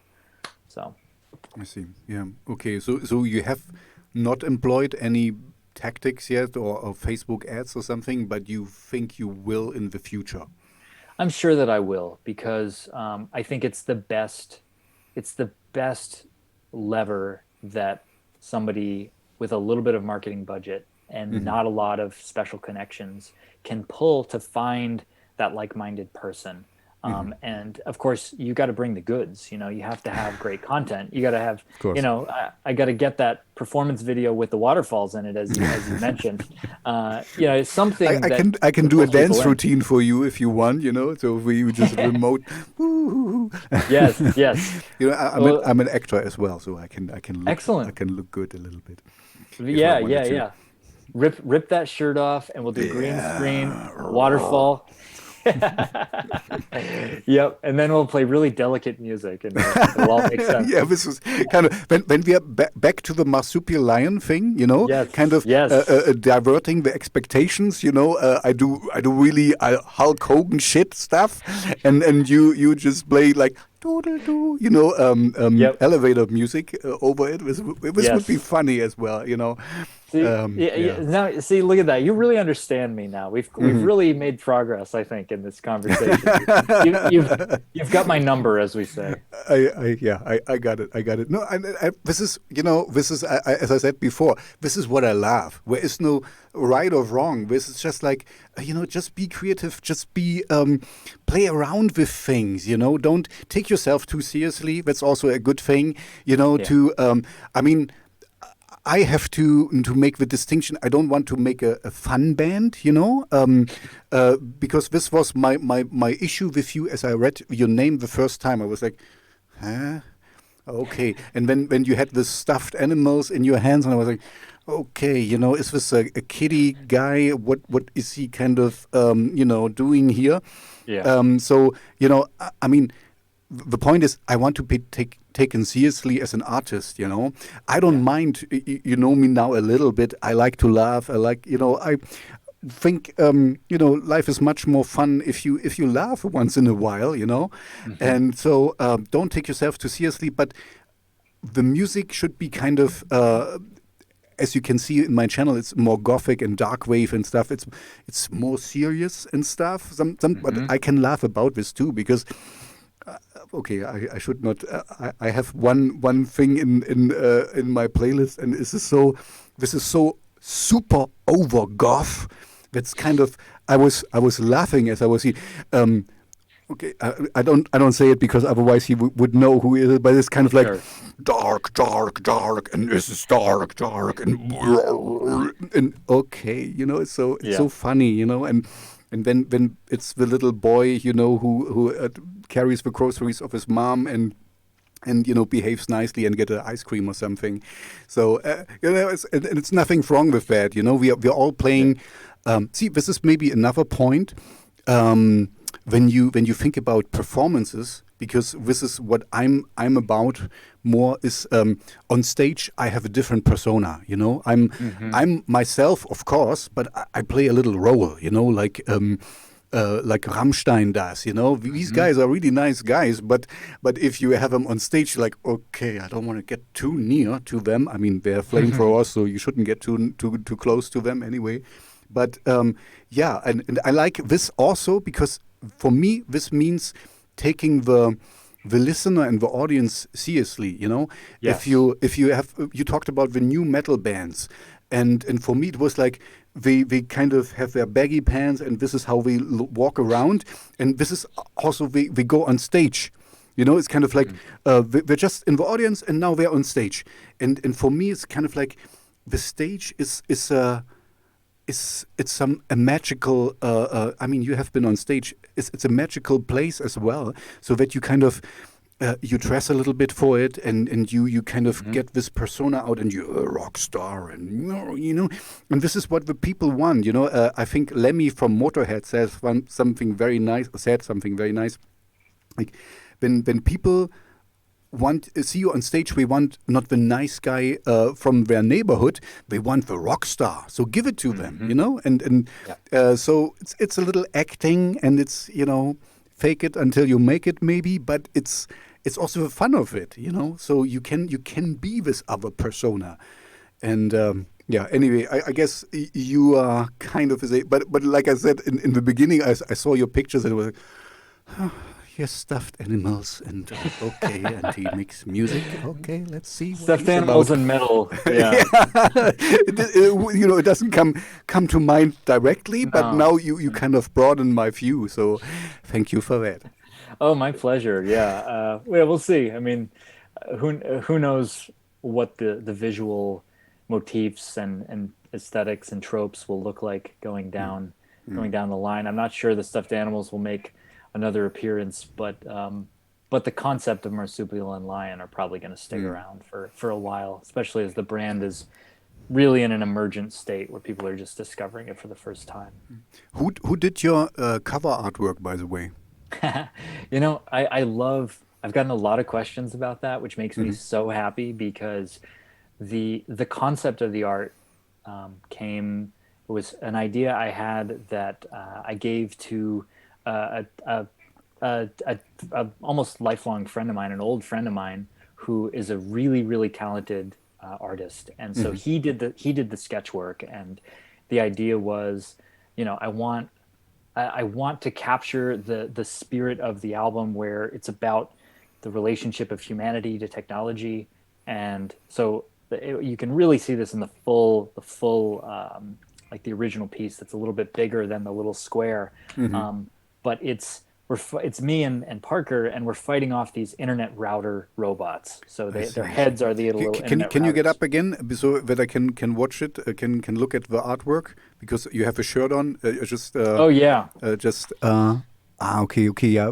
The robots I missed a little bit. I saw more like a performance kind of thing. Okay, thank you. Yeah, now I see it. Now I see it. So yeah, that to me was the heart of it, and I wanted it to conjure like a sort of 90s comic book aesthetic, which was I was really into the X-Men around this period, which I learned since is the X-Men at that time was influenced by anime themes that they brought into the more traditional comic style. And so you get these like kind of over-exaggerated muscles and all that kind of stuff. And it's a little bit from the Frank Frazetta school. I hope I'm saying that name right.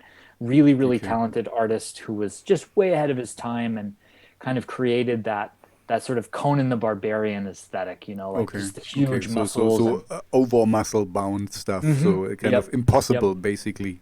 Yeah. So kind of combining that together and pulling it together. So it's my friend Ryan Salvato, who's just a talented artist, and he did an amazing job. And then I worked with I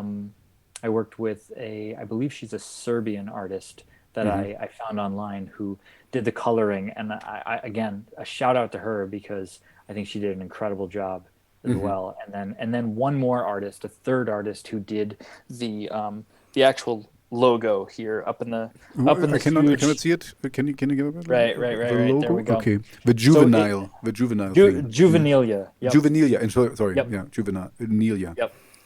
So, yeah, he did that logo, and again, we're just channeling that 90s comic book sort of vibe. So it was really a tag team. I mean, it's like my concept and then done by these three incredibly talented artists who all contributed their piece, and it came together. It took me forever to do, but I'm also happy with it. So no, and it's important. I mean, this is really because I can only go from my perspective. I look at the first thing I see when I get the new music is the cover. So if I see a bad cover, then you're already down a notch. I still will listen to it. I was still because sometimes I have really bad Photoshop stuff really thrown together that I could have done much better in 5 minutes. So and there's still good music out it because some musicians are not artists in another way, and you also seem to. I also like. I know my place. I know what I can do, and I know what I can't do. So I get other people. So we are back to networking. I get other people who are much better and share my vision. And I have a friend, fortunately, who does my cover artwork, and it works out very nice for me. He's kind of part of a band, just as a visual director, basically. So anyway, that's the point is I like to to admit that I'm not good at something, and then I ask someone who's really good at it.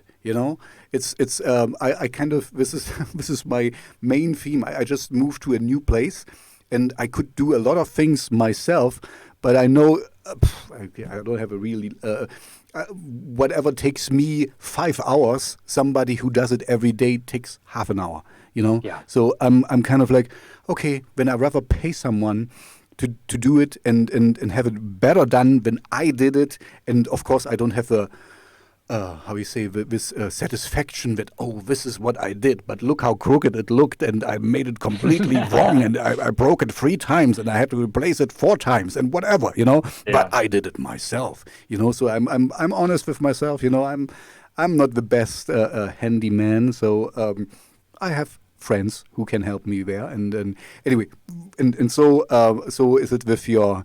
But free artists for one thing is okay. Yeah, you're kind of really going for the high road here. Stretching it out. Yeah, I didn't set out in the beginning and go, there shall be 3. Exactly. It just kind of it sort of naturally evolved as we pulled it together, and bit by bit, it's like, okay, well, now we need this. Okay. Now we need this piece, and finally there. But see, this is also important. You as an artist, you kind of saw what you got, and you saw what were missing, and you were just kind of the guiding director, the guiding light. Yes. I'm because this is what I like with my friend, and I don't know, maybe it was the same with you. I just kind of give him an idea, what I think, and of course I give him the music, and then he comes up with things, and gives me. Not prototypes. How you call this? Skits. How you say this in English? like Scribbles, a mock-up. Exactly. Scribbles. Entwürfe. I don't know how you say this. Drafts. That's the word. Oh yeah. Gives you drafts, and you can see. Oh yeah, this works or this doesn't work, and I like this because. When you have this synergy again, you have other people who bring in their talent and make your stuff better. And I I'm all for this synergy and networking stuff. You see, I'm really living it. And so anyway, I'm seeing we are approaching 2 hours now, and that's absolutely fine. But my bladder is kind of saying hello. Stretched. So maybe we take 10 minutes more to wrap this up. And Sure. and I really enjoy talking with you. And I see so many similarities here. Yep. And we too. should definitely do it again. In 1 year. When you're on Mount Olympus and look down, when you are introduced in the Hall of Rock, when you say, "Oh, that was this guy from Germany." It was, I don't know, maybe we sent him a T-shirt or something. Yes, that was what did it. Since Pop Olympus, I will say this made the difference. Yeah, no. So maybe let's finish with. So you already said that you're going to continue to make music, and the lockdown even has some benefits for that you have more time to do that, and you're living, luckily for you, in a nice area where you can go on walks and stroll around and let your mind wander. So what is your kind of, you have any more like short-term goal or short-term, medium, and long-term goals with your music? What would you, or maybe what would you call to be successful in music? Because this is something else for different people. Mm-hmm.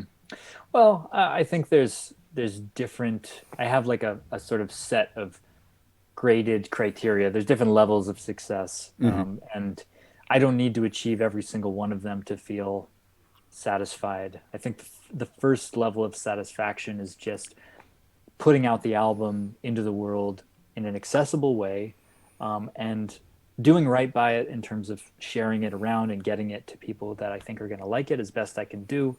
And just knowing that what I put out there was the absolute best I could do within the time constraints that I had. I could at this moment in time. Yeah, in this moment, to a certain degree, I am constraining myself and saying, you've just got to get it out. You just can't. You can't be. There's a certain point of reworking and revisiting things where you're actually constraining yourself as an artist because it's time for you to move on.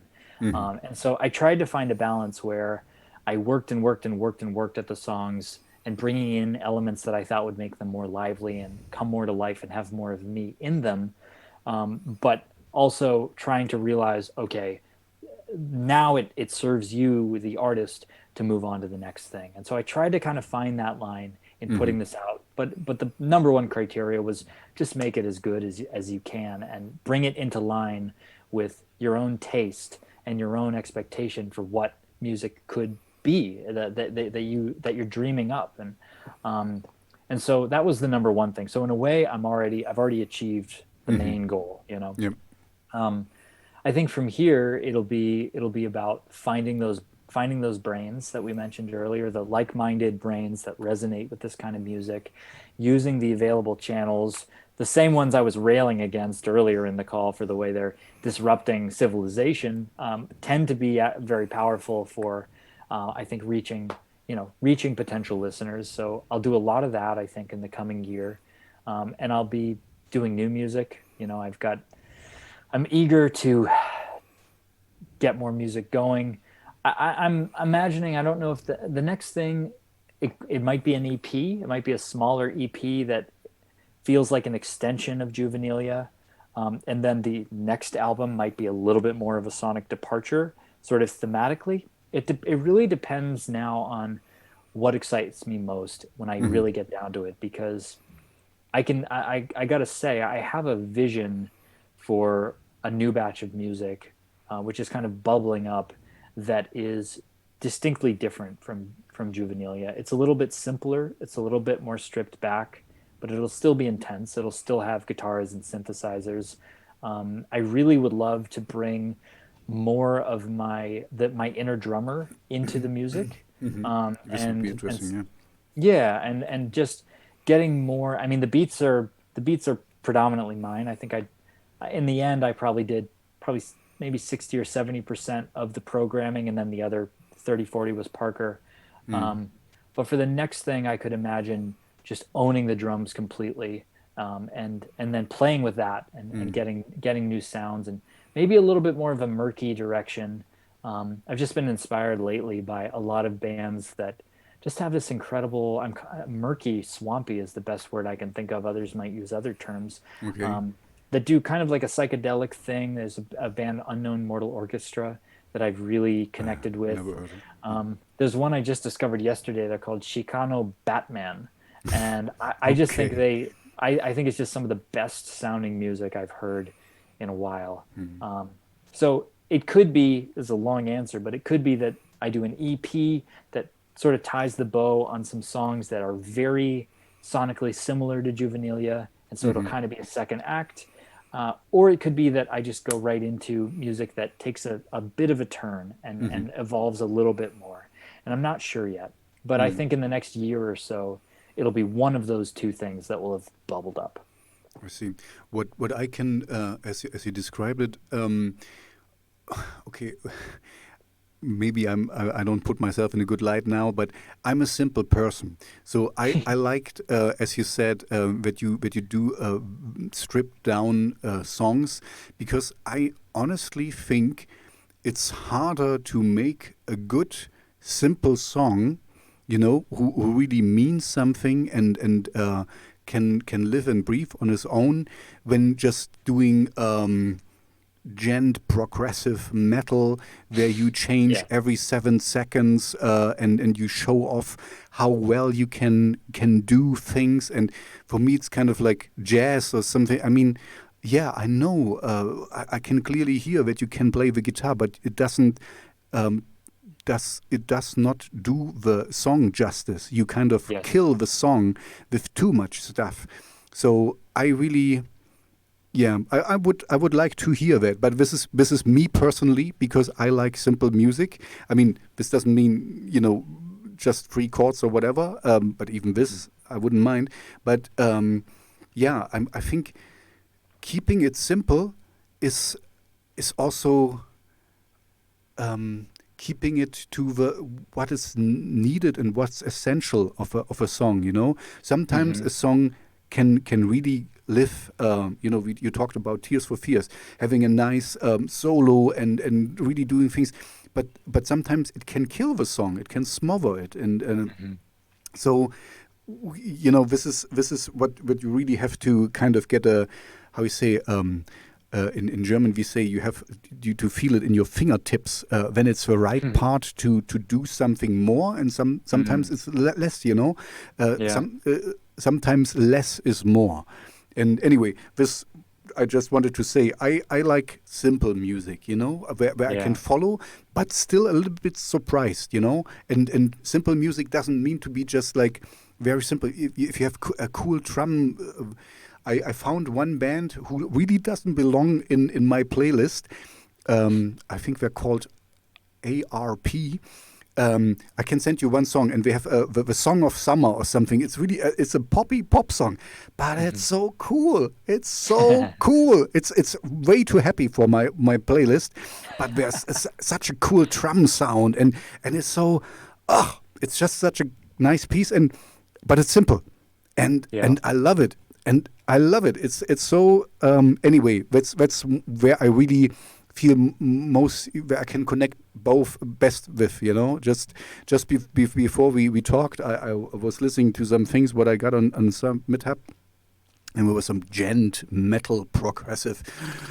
Oh, and this is tough for me, you know. Like, okay, you know, I don't know what to say to this. I know these guys are great.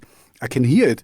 Everything is perfect, but it's like what we do in one song, I would have made 10 out of it, you know. It's enough material for so you know, kind of, if you have a nice idea and if it's just one basic drum line, then just go with it. Sometimes it's all that it's needed, you know. I don't know if you know the PJ Harvey. You know PJ Harvey, Jean Harvey. She was popular once. You know, I'm a little bit older. Once I was younger, and she did an electronic album, and it was so simple but so captivating.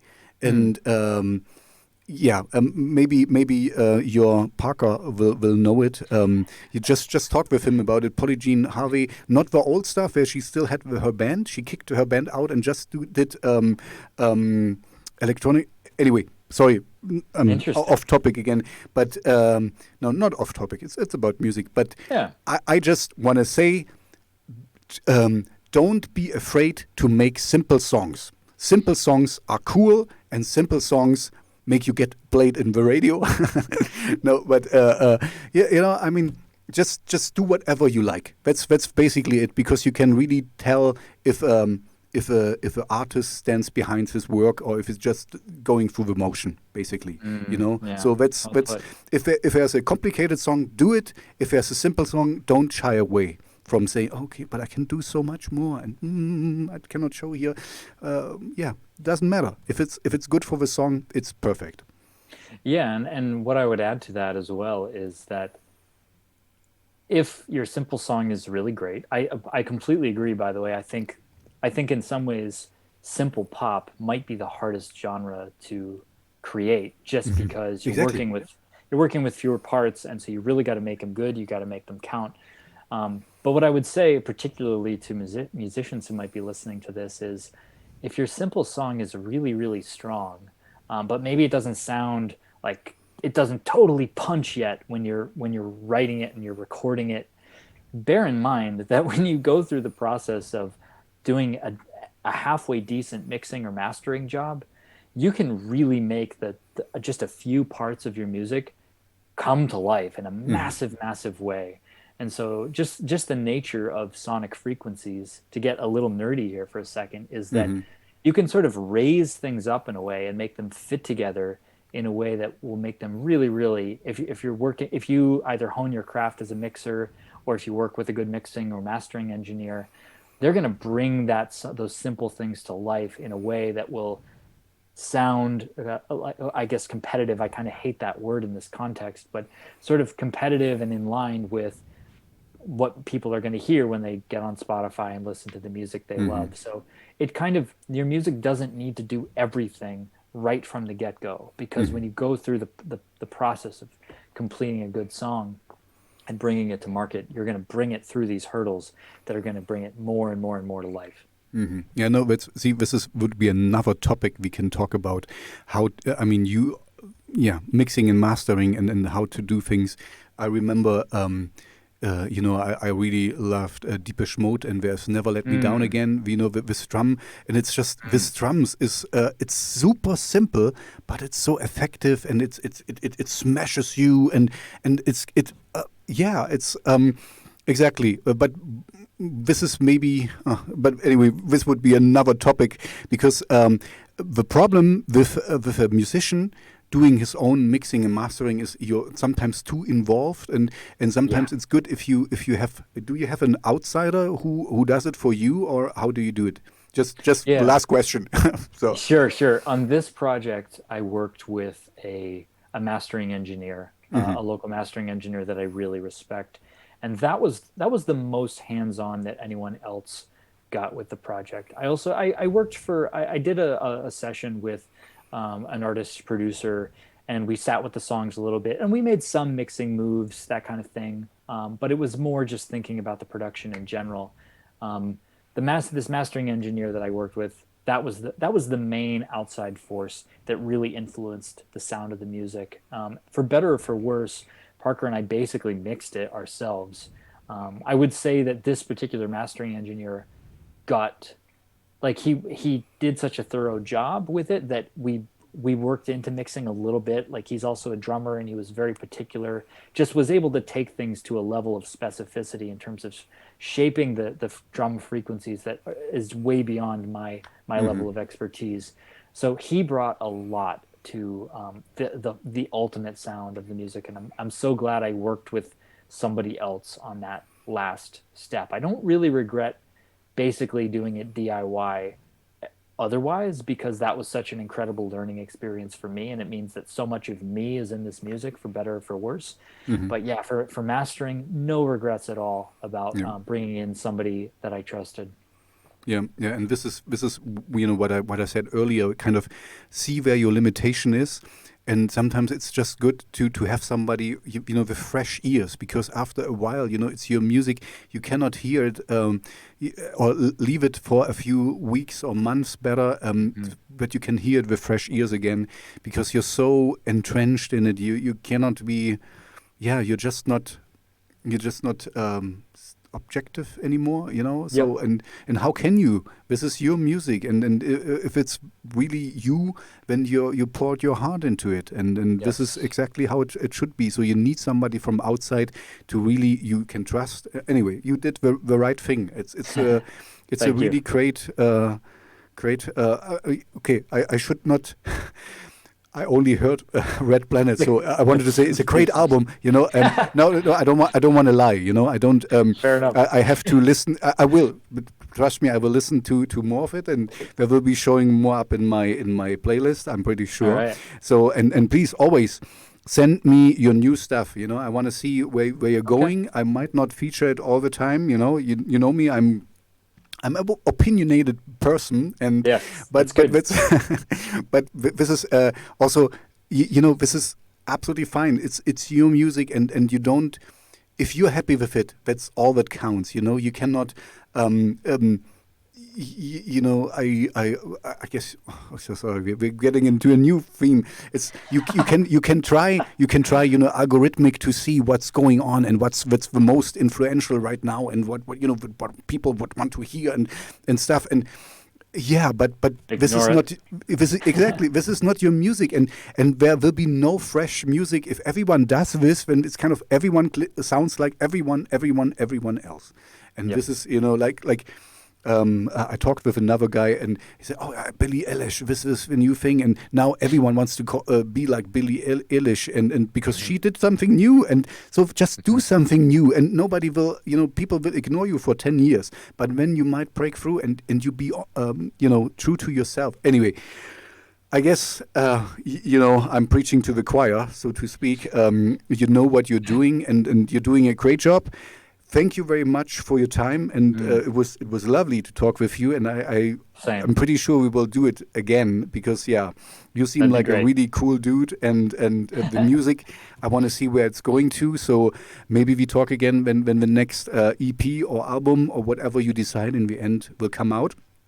And until then, I will know what a marsupial lion really is, because I thought it's a fantasy creature you created, but I didn't know it's a real thing until I read your bio. So I'm ignorant sometimes, but at least I admit it. I'm not perfect. So thank you very much. I will hopefully not forget to send you all the stuff I wanted to send you. With hook you up with a few people. Just contact me if I might forget. And sure.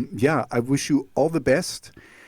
You have incredible talent, and hopefully, maybe after this Corona stuff might be over in 1 or 2 years or something, I might even see you live somewhere. Or you can perform live, and the good thing is you can use the time to get there. Do your performance video, get this strange German dude to dance naked. No, not naked. That's the goal. YouTube. It has to be YouTube friendly, right? Yeah. So anyway, I wish you all the best. You have a perfect mindset for making cool music, because you just you have no blinders, you have no restrictions. You just want to create something new, and this is exactly how it should be. So I'm all with you.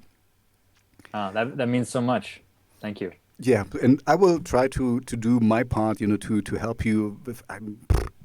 I'm just a little guy, but little pieces sometimes bring big things into rolling. I'll take it. You're one of my you're one of my prized brains. These brains scattered around the world. You're one of them. Thank you. Yeah. Okay, so thank you very much. I will stop now.